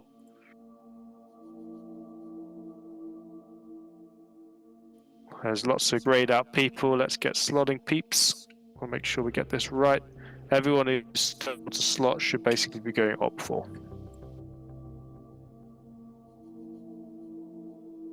Well done tonight for keeping the side chat cleaner. I think I've not been able to observe it because I've been busy doing this, but it feels like there's been less rude stuff going on in there. So well done, everybody. That's good to see. Barbarian, before I do my announcements, go ahead, buddy. Everyone, I would ask you to kindly please give Lance Corporal Liru a round of applause because as of this morning, February 5th, 2021, he has reached 100,000 subscribers on YouTube. So please give him a round of applause. Nice. Attaboy, Liru. job, Liru. I like how push. the people priority. Quite I know. I was gonna say, yeah. Congratulations, Liru. I like to think that FNF is what has really given you your true success to reach this remarkable height. Gaining the algorithm. FNF was a part of it, though.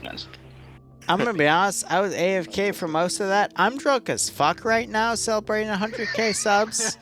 I just went to the bathroom and cleaned it. I don't know why I got drunk and decided to clean the bathroom, but went them out. I cleaned the bathroom drunk. I don't know why I fucking did it, but let's get to round 3.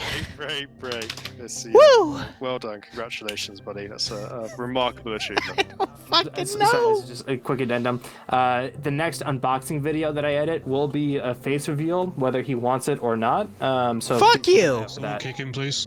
Lovely. Right the fuck now. Both of you, go back to your quiet place. GR4V, Op4, King. Up to you, either Op4 or Blue4. But just get it done. Holton, you have a minute. Sort out your guys. Okay, so I need a platoon 2 leader. If anyone's willing. Okay, thank you, Navy. I don't fucking know what's going on anymore, man. Quick question. It's been a while since I dunked an entire go ahead. bottle. Do I have to stick to the squad layout, or can I take a different role that's not in that squad and then join up in Op? So say, like, if I don't want to take a rifleman and I want to take an MG, can I take an MG and then join using DUI? That's not really done. No, I'm afraid. Dusty, you got a minute, so let you guys. Cheese, if you want to take second platoon, go ahead. I'd rather not. I'm not very good at leadership. Roger that. It's a good time to learn. Yeah. The cheese, if you want It's fine, it, that is you all can. done. Okay. Could I get someone from Charlie to take 2 platoon?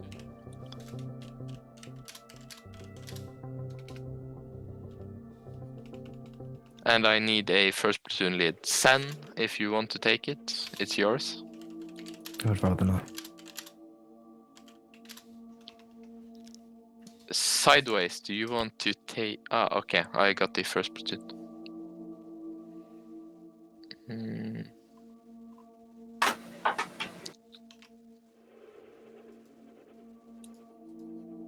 It looks good.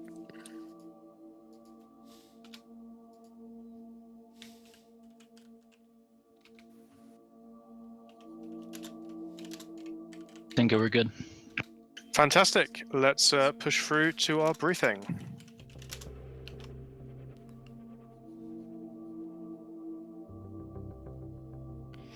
HG48, BTR 80 Alpha, Blue 4 is...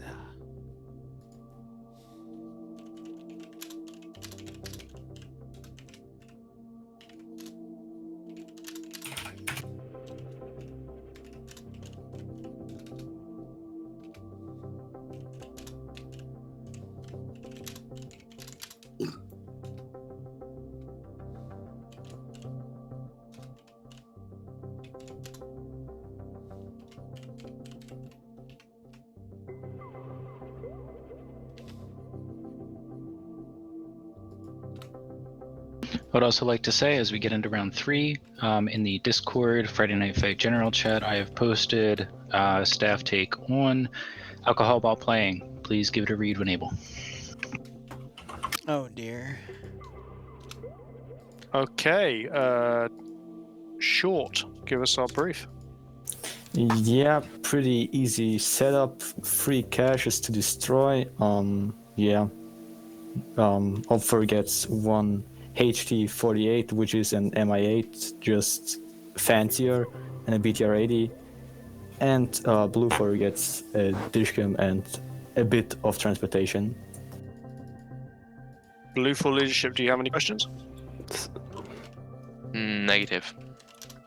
Off 4 leadership, do you have any questions? I got something. Sure, buddy. This is not a normal blue on red weapon setup. It's more like a red on red. Just saying. Okay. Fantastic. Thank you, everybody, so much for coming out tonight. It's great to see numbers so strong all the way through. And we will. Okay, so, how do I put this? I'm drunk as shit right now. Everything is really blurry. Auntie Static's here. Auntie, how are you doing? I hope you're doing well. Auntie is our server developer for TSB. And without So her, like we would be 11 in on a the lot 1 of to 10 trouble. scale right now, aren't you? Oh, definitely, Barb. Hey, I was thanking Auntie for all of her work within TSB right now. Absolutely. I saw her send that message in your chat. Absolutely. Auntie is the cornerstone of TSB as it stands. Definitely, right? So I'm like super fucking wasted at this point. I've been celebrating too hard for 100k. I'll sober up by the whatchamacallit, the EU, NA rounds. Blue 4 is defending the 3 objectives on Bystera, which means this is around the Northwest Airfield area here, except it is not. I'm a liar. This is around Cherno and Electro rounds themselves. I've been doing myself too I'm going hard. to interrupt you. No. You are absolutely fine. I thought it was also going to be around that Northwestern Airfield, so don't feel too bad. However, I have a cheat sheet, which I will link to in the Discord really quick. Bro, I'm not going to check that. Or not Discord, the fucking TeamSpeak. This is from the mission maker himself. This is a bit of a continuation of that 3-way neutral sector fight. This is themed after the Bosnian Wars, so Red 4 and Blue 4 are not strictly Russia and US. They are different sections in the... That does explain why in the custom compositions, let's see, what site is this? This is one of the 3 terminal sites that Blue 4 is defending. Yeah, exactly. The Minaret is a custom defensible area that Blue 4 is going to get to help overwatch one of the 3 terminal sites. That's just dealer's choice of the mission developer, but I do like how they have developed a few things. But Barb, if you don't mind, I want to give a quick shout out to Auntie.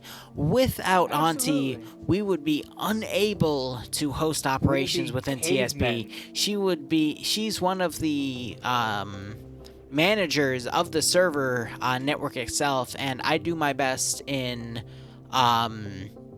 where Havoc Hosting, which is our main host provider for TSB, their affiliate program, and they would normally pay me out for everyone who I advertise servers to pick servers through my affiliate link. That money goes directly to Auntie because she is a boomer. But I try to make sure that she is taken care of with that money. So Auntie, I hope you're doing okay.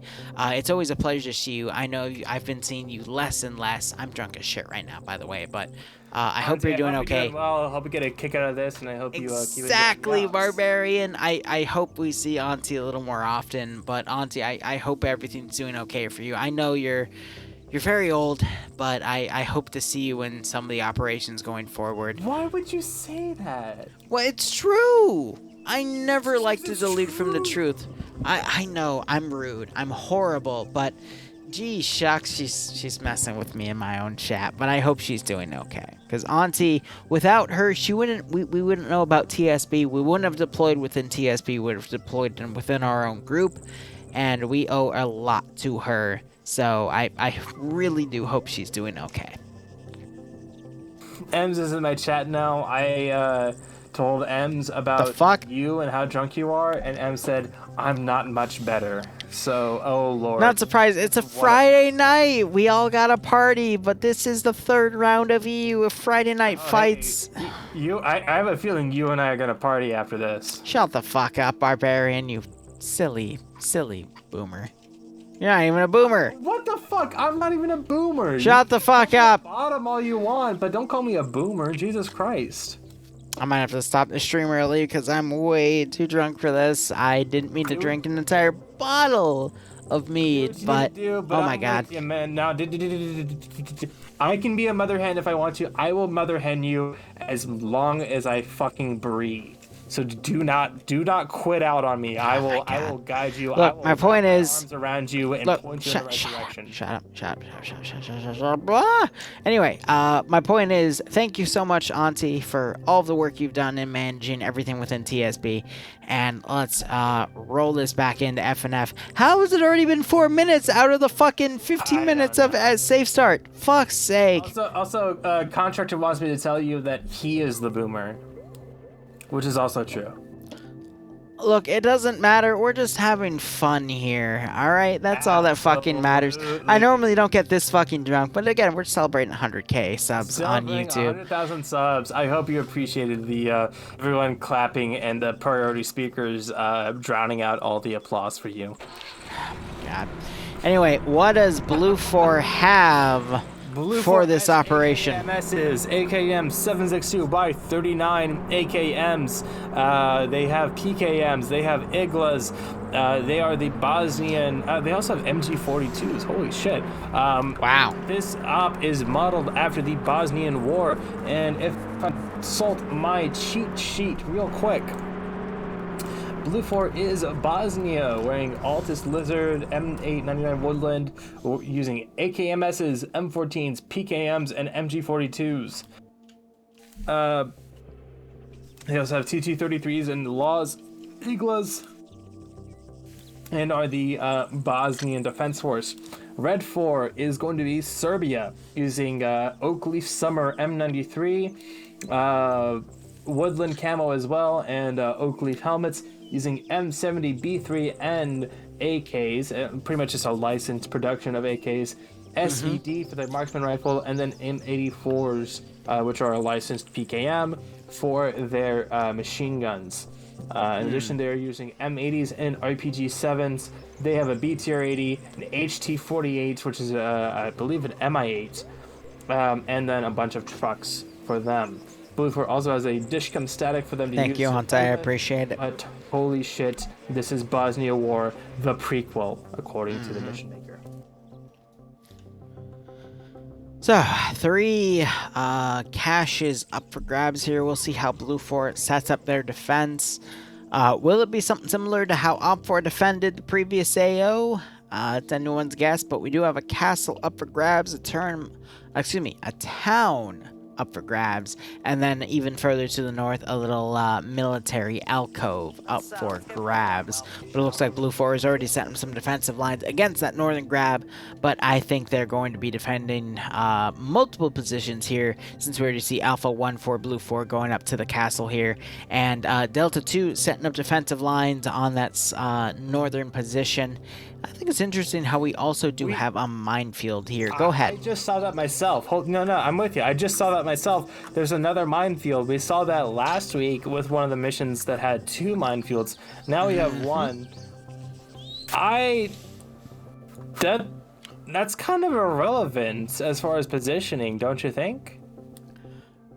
Like, yeah, I mean, to the east of that middle objective, but it just denies Op 4 the ability to dismount right around that minefield position and come into the central and northern objective. So it forces Op 4 to come from the southern objective themselves, deploying at Hill 314 and crossing in from the southern side, or Op 4 deploying from Hill, there's actually no hill marker there, 314 or around this forested area, and then cross in, hitting from the north.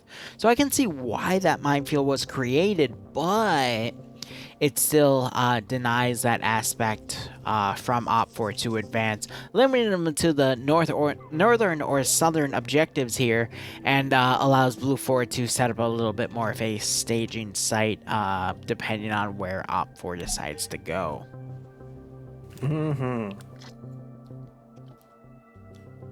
Yeah, with with Op 4 getting an MI8 or an MI17 technically, but with Arma's restrictions, we do have an MI8 to stand in for it, and a BTR-80.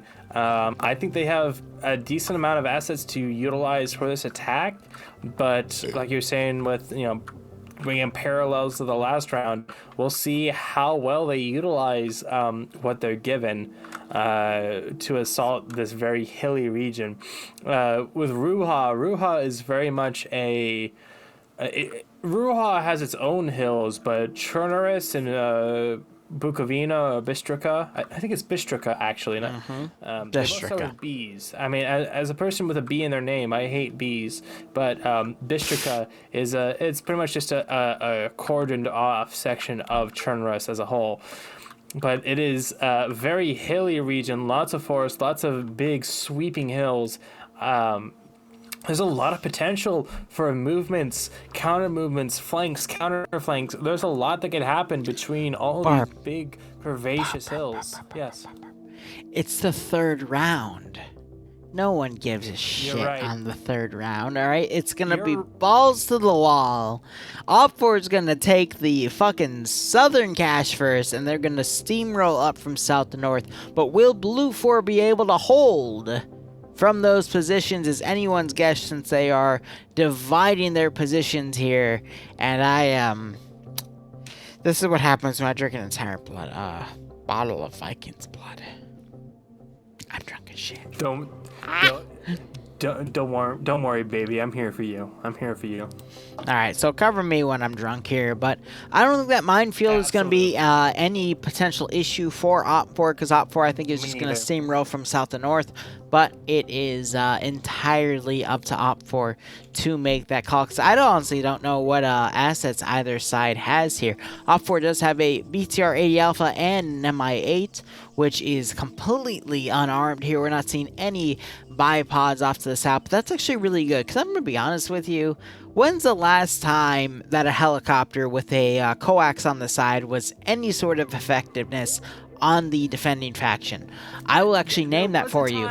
Lag Hisola. The first time we saw that map, it was Pierce. No, it wasn't Pierce. It was two people. I want to say Staten Bay, but I don't think that's correct. It was two people that was really effective on that helicopter. Were able to get a few snipe kills from that helicopter at range, but that's really, really hard to do. So I think Op4, we're just going to see a south to northern push. And if Blue 4 divides their forces among these objectives as effectively as we see here, I think Op4 is just going to be able to completely overpower these objectives themselves. But we'll just have to see how things go.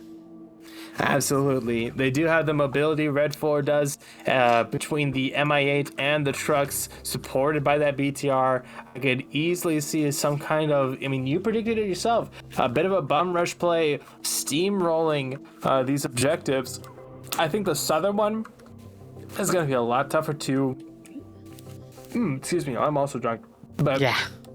I think the southern one's going to be harder to quote-unquote bum rush and steamroll because of its position up on top of the hill with the castle, castle doctrine. Here in America, we shoot any intruders.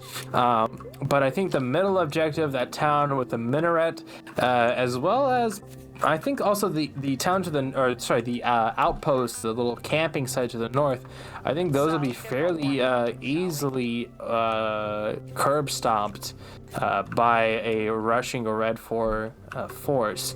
Again, this is a search and destroy mission, so the defending side knows exactly where the caches are, but the the attacking force only has a rough area to attack in, so they have an area to search before they find the cache and get the proper asset in to blow it up.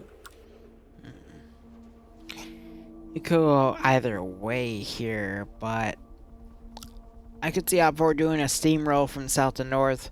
Blue 4 has their forces split 50-50 in case Op4 decides to try to mount a counteroffensive to the north here with their aircraft, but I think this is going to be a pretty cut and dry round in my honest opinion, but still could go either way. I think it's going to come down mainly to that southern cache, the castle, because that's the closest cache to Red 4. That might be the first one they attack. So if they're able to take that, then they should be able to take Vizhnoye, which is the town in the center. But with how heavily they're reinforcing the little outpost to the north, I could see them running out of steam by that point with how wide and how thick they're making that defensive line up there. I don't know. It's again gonna fall to the PvP within the AOs itself, but we're only gonna see that when the round ends and forces start deploying. No, I agree. They do have a majority of Blue Force forces. They actually have a lot of them stationed out down south, and they're rushing out a little bit, but a minute too early, so they're being teleported back. Who is this that keeps running out? It's fucking Woonap, who I've literally never seen before in my fucking life, just running forward, being teleported back, and continuing to run forward. So Woonap's alright. I mean, they're just trying to get that early mover advantage, but we got 40 seconds till the round ends for safe start, and they'll start deploying. Yeah.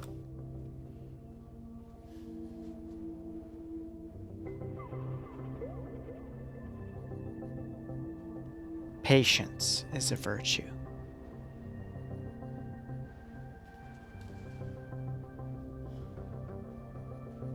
So now we just wait for another minute. We got a bunch of people up here on the top of the castle to the south. They're really leaving this middle point unopposed because, I mean, it's pretty exposed, honestly. Mission starting. Let's see what Op4 does.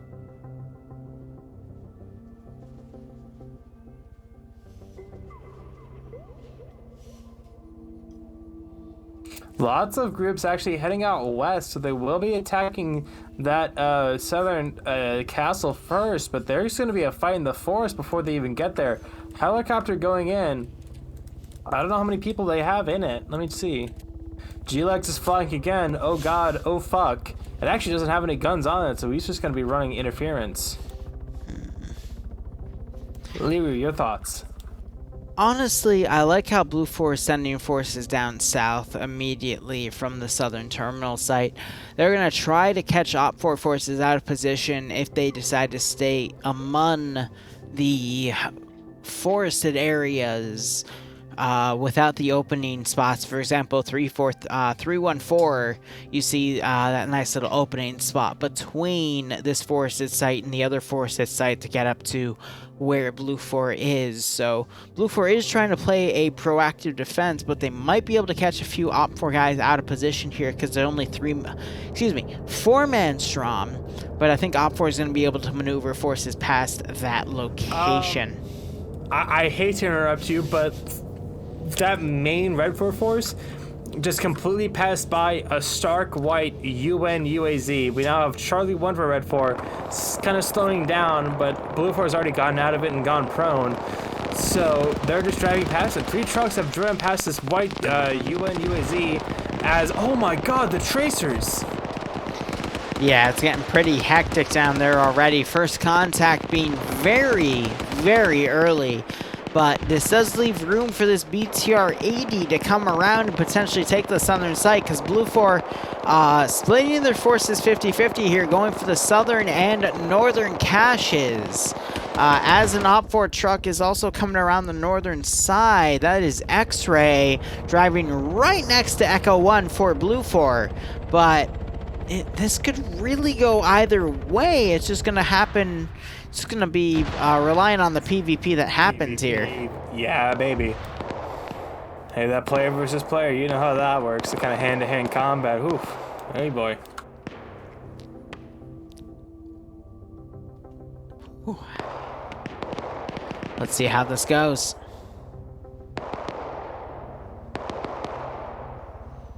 Lucas, I'm going to be honest. I need to drink less. Because I'm pretty fucking drunk right now. Meanwhile, Platoon 1 HQ way down to the south. Red 4 bypass him completely. Look at this giant red mass of units on the western side of the map border. Coming in southwest of the southern objective. Whew. Yeah, it's going to be worrisome for Blue 4 here because those forces... Oh, we just saw a rocket come up and take out the MI-8. It is going down. Yep, engine. That's the engine that got hit. Usually it's a tail rotor, but in this case it's the it's the engine entirely. So G-Leg's popping more flares, trying to wave up a second missile attack as he tries to kill his speed, but no, that's too hot. That's too hot. That's too hot. He hits his wheels. The wheels! He's gliding! He's gliding on the ground! Oh my god, he's flying! He lands it. He Incredible landing by OpFor's pilot there. I don't know how! Liru, listen to me stopping my thoughts! I don't know how!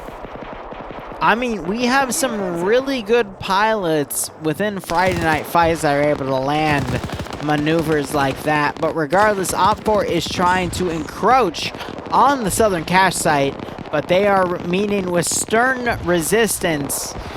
They still outnumber the Blue 4 defensive force on Hill 363, but we have a massive line of OpFor forces coming up that are intending to encroach on the actual site itself. I could see OpFor encroaching here and taking the 3 objectives, but at the same time, Blue 4 has a good amount of forces set around to flank OpFor's forces, so it's really going to rely on the PvP that happened down here. I'm trying to find the person who actually had the Igla. I've looked for Charlie too, but... Tim, well, thanks so much for the 5-month resub. Somewhat, so I'm not sure. I hope you keep enjoying the operations, and I hope you get a kick out of this. Cripple Red 4. Wait, shit, I was looking at Red 4. Of course you were. The attacking set. Shut the fuck up. It was... God damn it, it was Falcon. Of course it was. So Falcon gets a helicopter kill, but G-Legs was able to land it.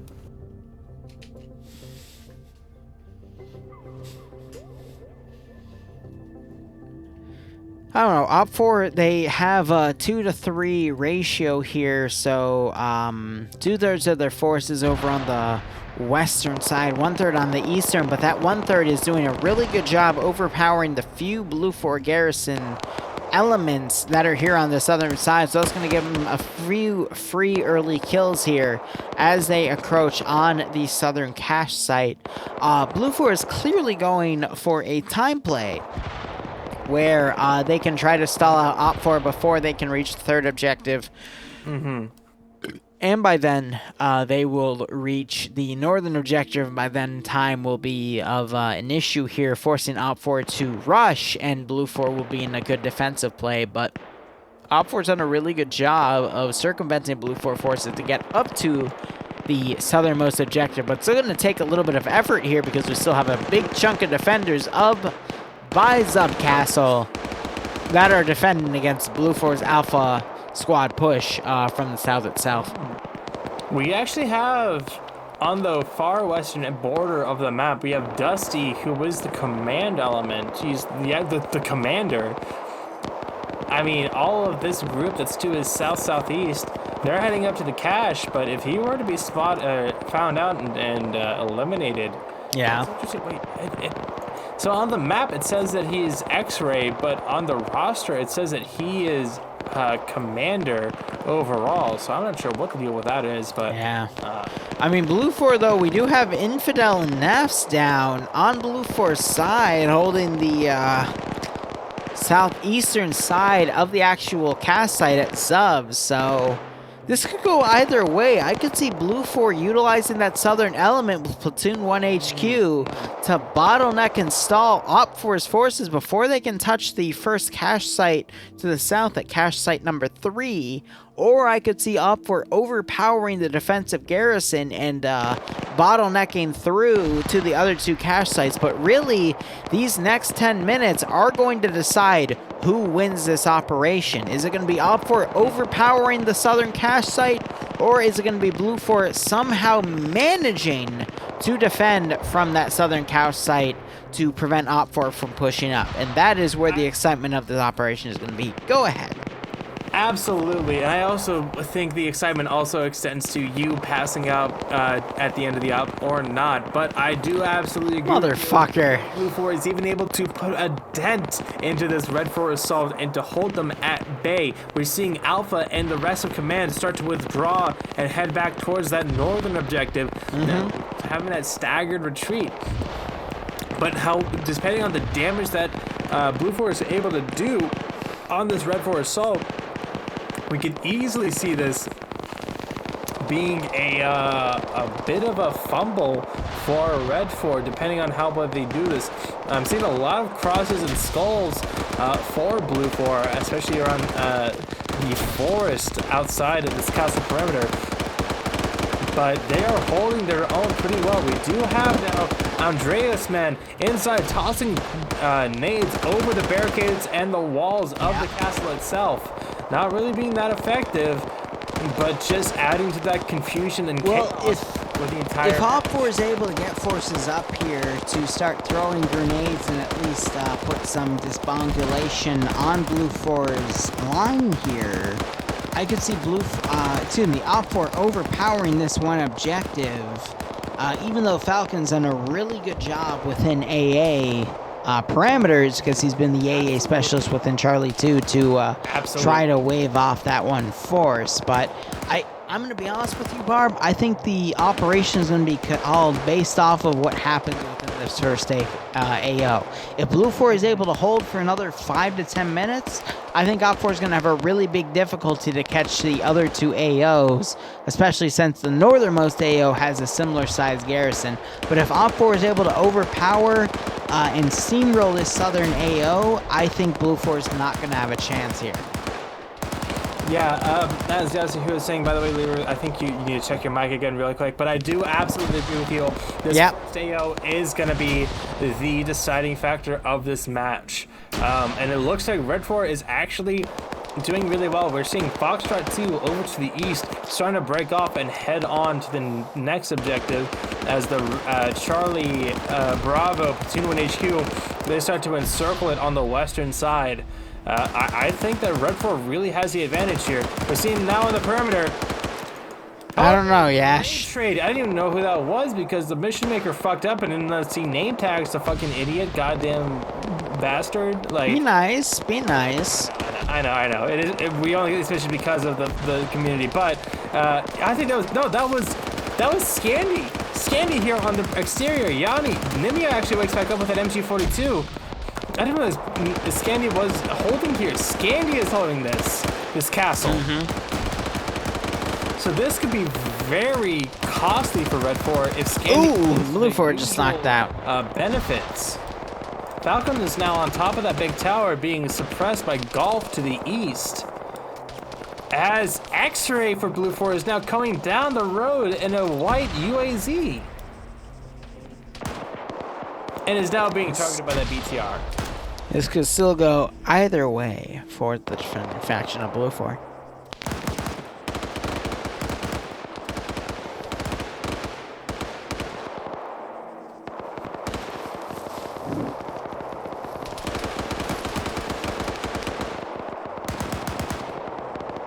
So we still have a few guys on the tower itself trying to defend against Op4 encroaching here, but we are still having some CQB happen between Blue 4 on the lower towers versus Op4 on the ground here, and as well as a few Blue 4 on the ground itself.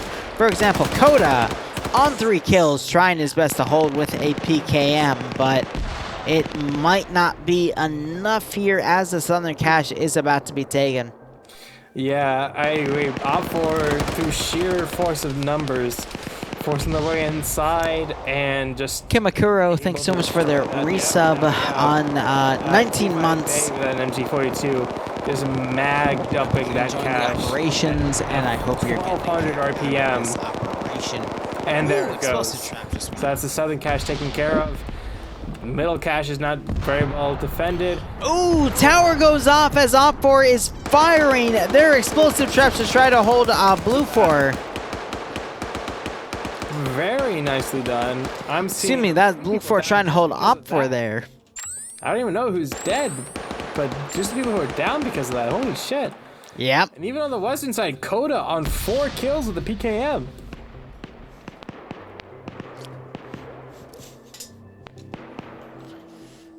Oh, this is not looking good for the attacking faction because Op4 is stalling. No, excuse me. Blue 4 is stalling some of Op4 here. They are losing the southernmost side, but Blue 4 still has a big number of forces to hold that northernmost cache. We might see this go out for time here, but very possible. Difficult. Very possible.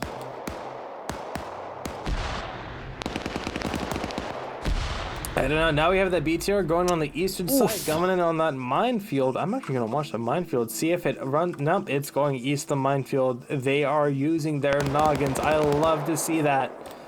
But there's already some discord around that northern cache with the Blue 4 exit group and some additional supplementing Red 4 forces just causing some contact. Wait, is Az is Platoon 2 HQ, okay. Just cheese, thanks for the 5-month resub. Hope you keep enjoying the operations. Hope you're gonna kick out of this. There's a lot of stuff going on all across this AO, so we'll see how this unfolds.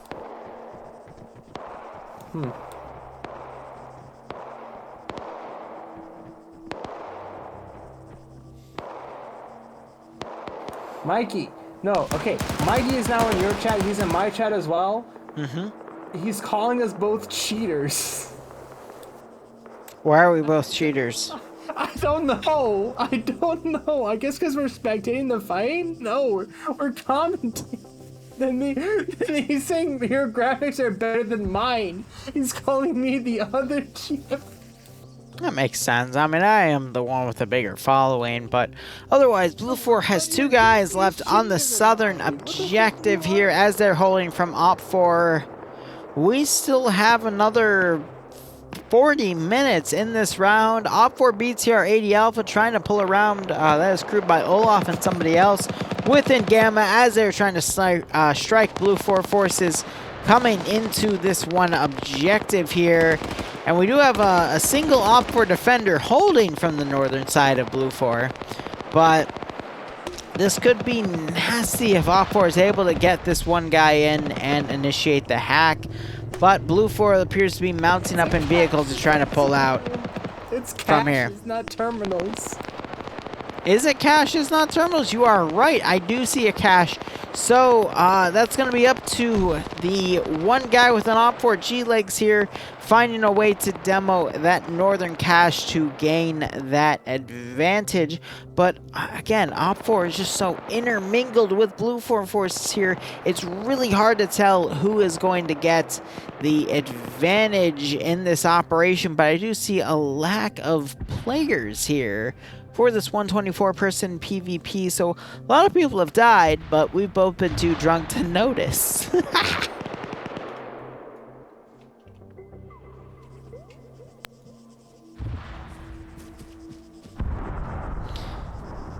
So, Stratacone, I'm not even going to try to pronounce that. I know he is a staff within FNF. He is technically behind enemy lines here because, let's be honest, Blue 4 and Op 4 seem pretty even within the numbers here.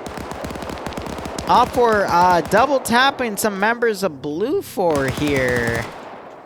But, hot damn. Op 4 is going to be able to take the southernmost objective site, but again, numbers seeming pretty even. This is going to be really hard for Op 4 to try to get to the other 2 objective sites themselves.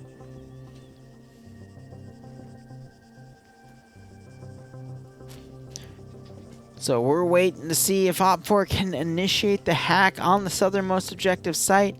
According to the AO here, they've actually already been able to do that and execute. So it's going to be up to the central group to move in and initiate the hack on this small little town here. My sister just came into my room with my niece and was saying, "You're really loud," and I'm confused. Mom, are you okay? No. Is your sister hot? Shut What about your niece? Is she hot? This is what happens. This is 2 years old. That's inappropriate.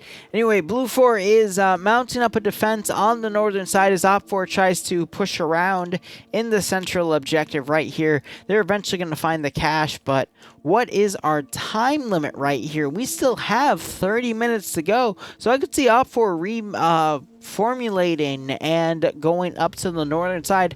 Op 4 still has a BTR 80 to work with here, and they have a single guy within the defense lines here, but it's still neck and neck for this round. Yash, I thank you for that.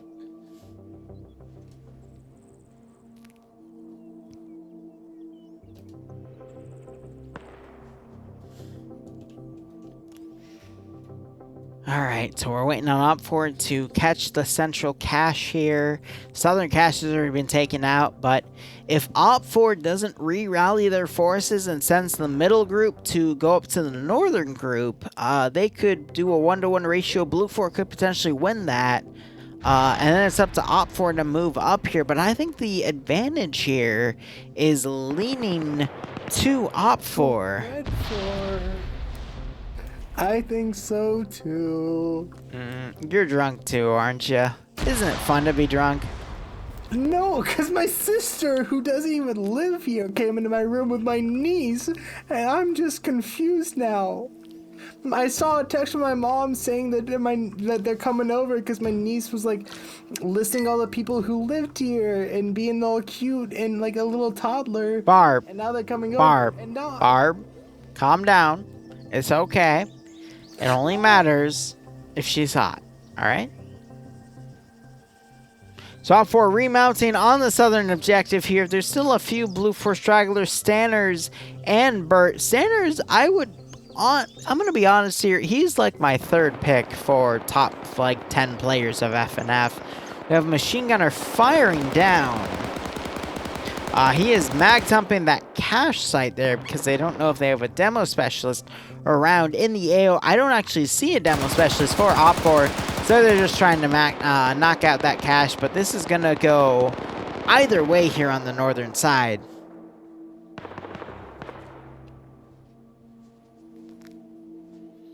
We could still see something with that BTR here, but either way, it's still neck and neck for this round.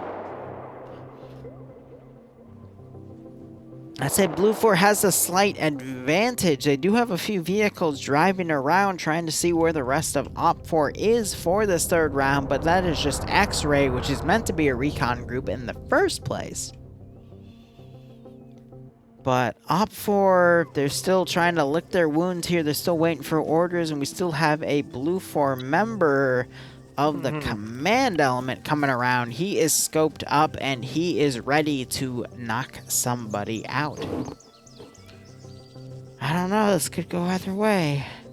You say that all the time. Just like you could go either way, this could go either way. Shut the fuck up, Barbarian.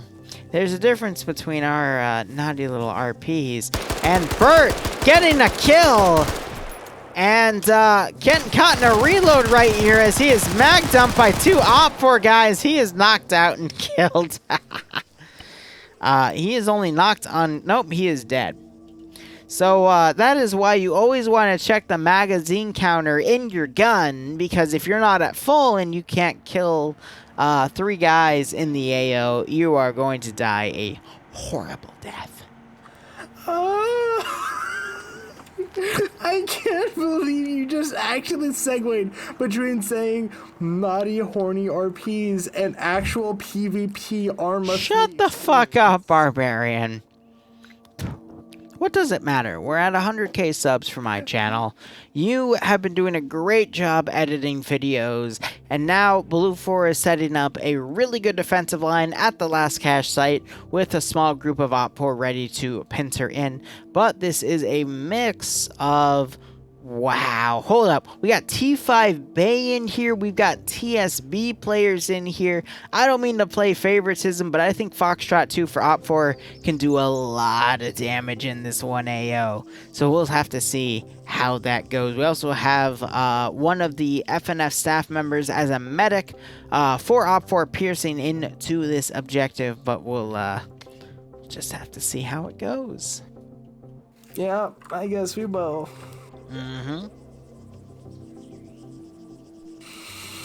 I think Bluebird's gonna win this because looking at the map, I think Red 4 lost a lot of their numbers.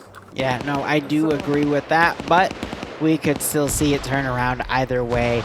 It depends on the PvP down here. The staff member is down, so that just is that's gonna focus the reliance of OpFor winning this objective to the TSB force coming in from the south with extras here.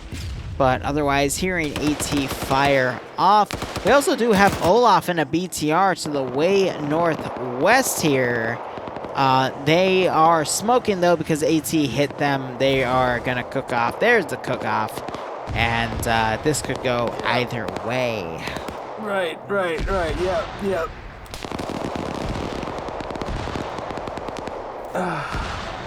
Barb, you okay? No, she walks in and she sees me illuminated by 3 fucking studio quality lights with a green screen backdrop in a suit and tie and a balaclava. How do I explain that? Well, it depends. Is she cute? Stop asking that. She's married and has a child. Just because there's a goalie doesn't mean you still can score, Barbarian. I am going to punch you in the throat and crush your windpipe. I'd love to see you try. Because you know, anything you do against me, Bloodwing is going to beat the shit out of you. But that's besides the point here. Op4 doing their best job to try to come up to the Northern AO, but they seem to be evenly matched. As Blue 4 maintains their defensive perimeters here, as Op4 comes around and tries to get these defensive lines crushed here. But they're even. They're even. And I don't think Op4 is going to be able to get this one. It's going to be close, but once again, we are relying on the PvP that happened on the ground level.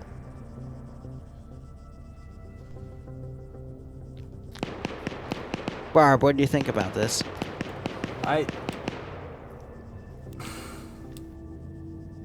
mom says that she wants me to come say hi, and I'll be able to say hi in a minute, but Go say hi to your sister. Tell him I said hello, personally. She doesn't know you exist, and I prefer I to know. keep it that way. Okay. I'll see you at our wedding. But anyway. Her husband gives me beer? Shut the fuck up. That's a good ratio to have. Meanwhile, Blue 4 holding out. That was Stenley holding out against an Op4 aggressor right there, managing to get the kill. As we still have Op4 and Blue 4 intermingling here in one-to-one fights. I don't think Op4 is going to be able to take the cash because of Blue 4's wall defense line here. I mean, if they were able to get the guys from Nizhavoye up there and able to get a group going, I think they can't even English. But otherwise, no, I don't think so. Otherwise, yeah, it's been a good fight. I've had my mind blown wide open because... Over what? Because I wasn't expecting my sister to see me in a full balaclava and FNF, get up, but otherwise, amazing. It's been a good fight with Red 4 overcoming the obstacles of the castle. They got the middle cache pretty quickly, but yeah, like we kind of predicted, that northern group, because they were able to withdraw certain groups and get a good defensive line going, were able to withstand the Red 4 assault. So because Op4 is just trickling into this last cache site, I don't see them winning this objective because Blue 4 is going to be able to keep their hold on this northern cache site here. But otherwise, we could still see a penetration effort by Op4, but it's very, very unlikely. We do have T5 Bay and Op4 here that could do some additional damage here, but he's got a lot of guys to fight. Even though he has an MG42, it's going to be very difficult for him to get these kills off. Bosnia for the win. Kosovo is not the Serbia. Very true. T5 Bay doing some medical here as Risen Kill and Malin are trying to outflank Panzer and Kalashnikov. But we do have RS Blade trying to strike down on Malik and Risen Kill.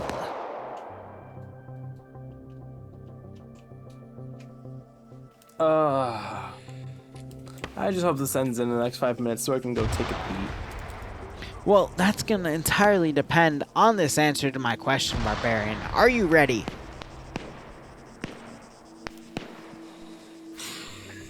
Am I ready for what, Lance Corporal Liru? I don't know. My little PogChamp member just fell over. Long story on that, by the way. Is your sister cute? Oh no, Malin is about to strike down on this D2 member. D2 goes down, and Malin is able to get a free kill right there. So Op4 actually has a decent line here. Cactus 69 to the south might still have a snipe angle on some of the Op4 guys advancing, but everyone's question is going to fall on this. Barb, is your sister cute? Yes or no? Good luck.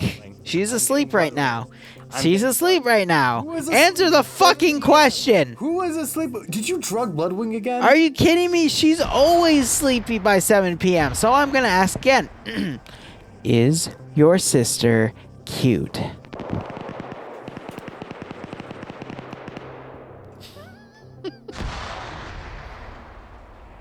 Barb, I'm not hearing an answer right now. You have to truthfully represent a question in the form of an answer.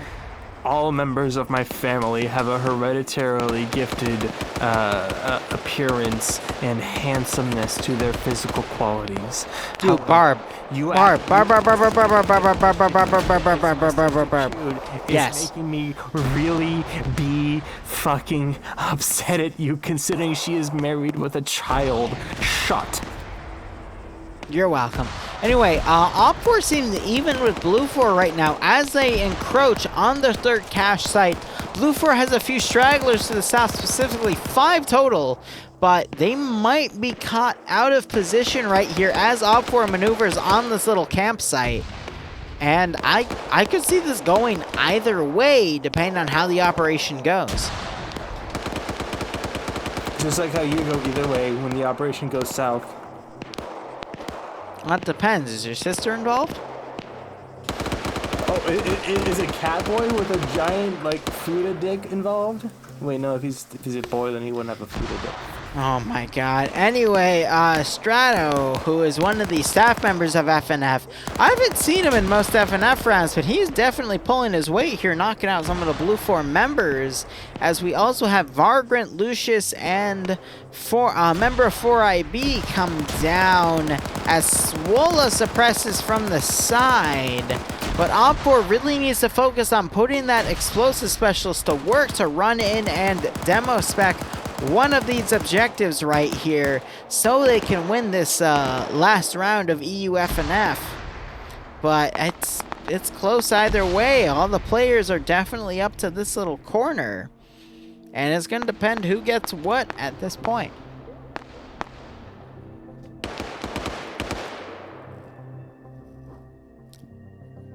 Sweet home Alabama. I just want this round to be over. We do have multiple Op4 guys on the cache itself. They are trying to mag dump it at this point. Blue 4 with no one close to defend. Explosive traps going off as well. Actually, I think I might have heard Cactus 69. Nice. But that is unfortunate. Yeah, I mean, Op4 is trying to destroy the cache at this time. Blue 4 is not maneuvering any forces around. Hey, actually, ask me about my sister again. Why? I don't know. You should ask me about my sister again. We have Devinzer and Malin mag dumping the cache sideways, coming up to dunk it. Why? What's wrong with your sister? As Sideways runs up, he's about to shoot Malin and the other Op4 guy in the back of the head, and Op4 was unable to destroy that cache as they were trying to mag dump it right there.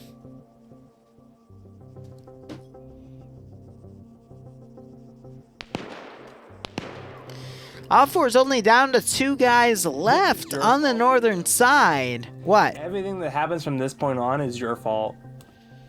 Oh my god, shut up. We're trying to do some PvP commentary on FNF, alright? Oh, yeah. So, we have Zami down, but we have COO and... Bloodwing, no, you can't reinforce that. Is she hot? That's a question. That is an honest question to ask from my girlfriend, alright? That means life or death right there. We just had one of the Op4 guys go down. Blue 4 might be able to clutch this because they have a numbers advantage right here. So, Barb, is she hot? Yes or no? We broke Barb. Barb, Bloodwing is demanding you answer the question. I hate both of you now. I'll force down. Rang the alarm. I got Bloodwing up out of bed using M's. And she does this to me?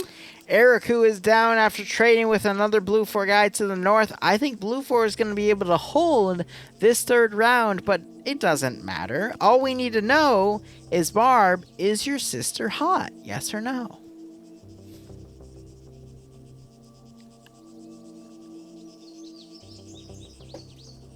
I'm gonna rub hot sauce on your dick and ask you to fucking go take a piss. Good luck. Bloodwing was playing Bayonetta, but now she is to my side. So, good luck trying to get close, because she is a psycho yandere. But regardless, do you think Op4 is going to be able to... Eriku wakes back up, might try to get to the third objective, but I think there's too many Blue 4 defenders here to hold against that objective. What do you mean you'll lick it, Bloodwing? No, it's not a spicy Don't judge my bae. Don't judge my bae. She'll kick your ass. Barb, unfortunately, I've taught her how to fire guns, so good luck. But she can kick your ass easily. I've made sure. I have no friends in this world. I think Blue 4 is going to be able to hold on this objective, but we'll see how things go.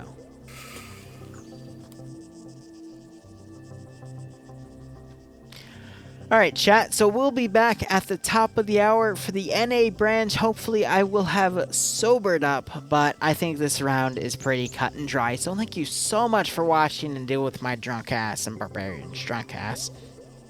I hope you keep enjoying the operations. I was going to be on your side if you are on my side. And I hope you keep enjoying the content.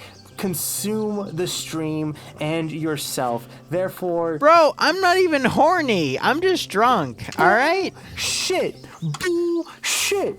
Barb, I would be horny if you answered my question. Ready? Is your sister hot? Yes or no? Question. Is your sister hot?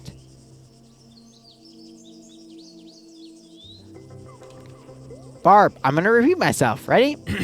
Is your sister hot? I think we broke Barbarian. Exactly. Options. That's the most important thing. But Barb appeared... Options? No, I'm not going to permit you to have a fucking freeway with my sister. Barb, my friend, you've already lost then at that point, because I have a lot of special rules with Bloodwing, but that's besides the point. So, I'm going to repeat myself. Is your sister hot? He does not answer. Therefore, I'm going to assume she's super hot, and Barb, Bloodwing gets first dibs on her, so...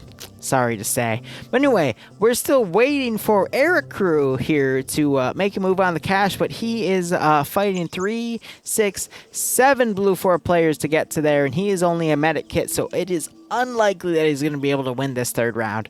So we'll have to see how things go. And yes, I will attest to that. I am Bloodwing's bitch. I do whatever the fuck she tells me to. I am under her order, and I would not like it any other way. I'm defaultly loyal to her, and she is the love of my life, and the reason that I am... Shut the fuck up, simp! I am trying to attest my love for the love of my life. Oh, I'm gonna sit under her as she sits on my face. Shut the fuck up, you goddamn fucking... I know where you live. My sister's hot. Sure, you do, and I know where you live. Is your sister hot? Is your sister hot? That's the question we've been asking tonight, Barbarian. It's not that I want to know or my fans want to know. It's if Bloodwing wants to know. All right? And she is superior to us both. So answer the fucking question. music is way too fitting for this. Meanwhile, Eric, who is getting shot to shit between two Blue 4 players, and he's dead. And all 4's eliminated. Blue 4 wins round 3. Isn't that excellent? Auntie Static even saying that her sister's hot. You can. I mean, that's up to Bloodwind if she wants to go for that. But anyway, that's the end of EU FNF. So we'll be back in 45 minutes for the NA branch. Hopefully I will have sobered up.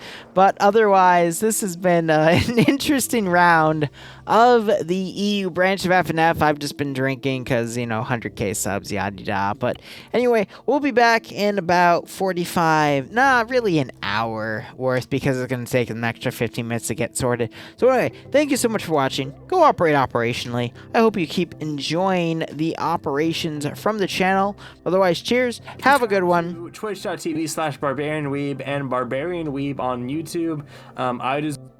I decided to just mute myself there because he is shilling for himself.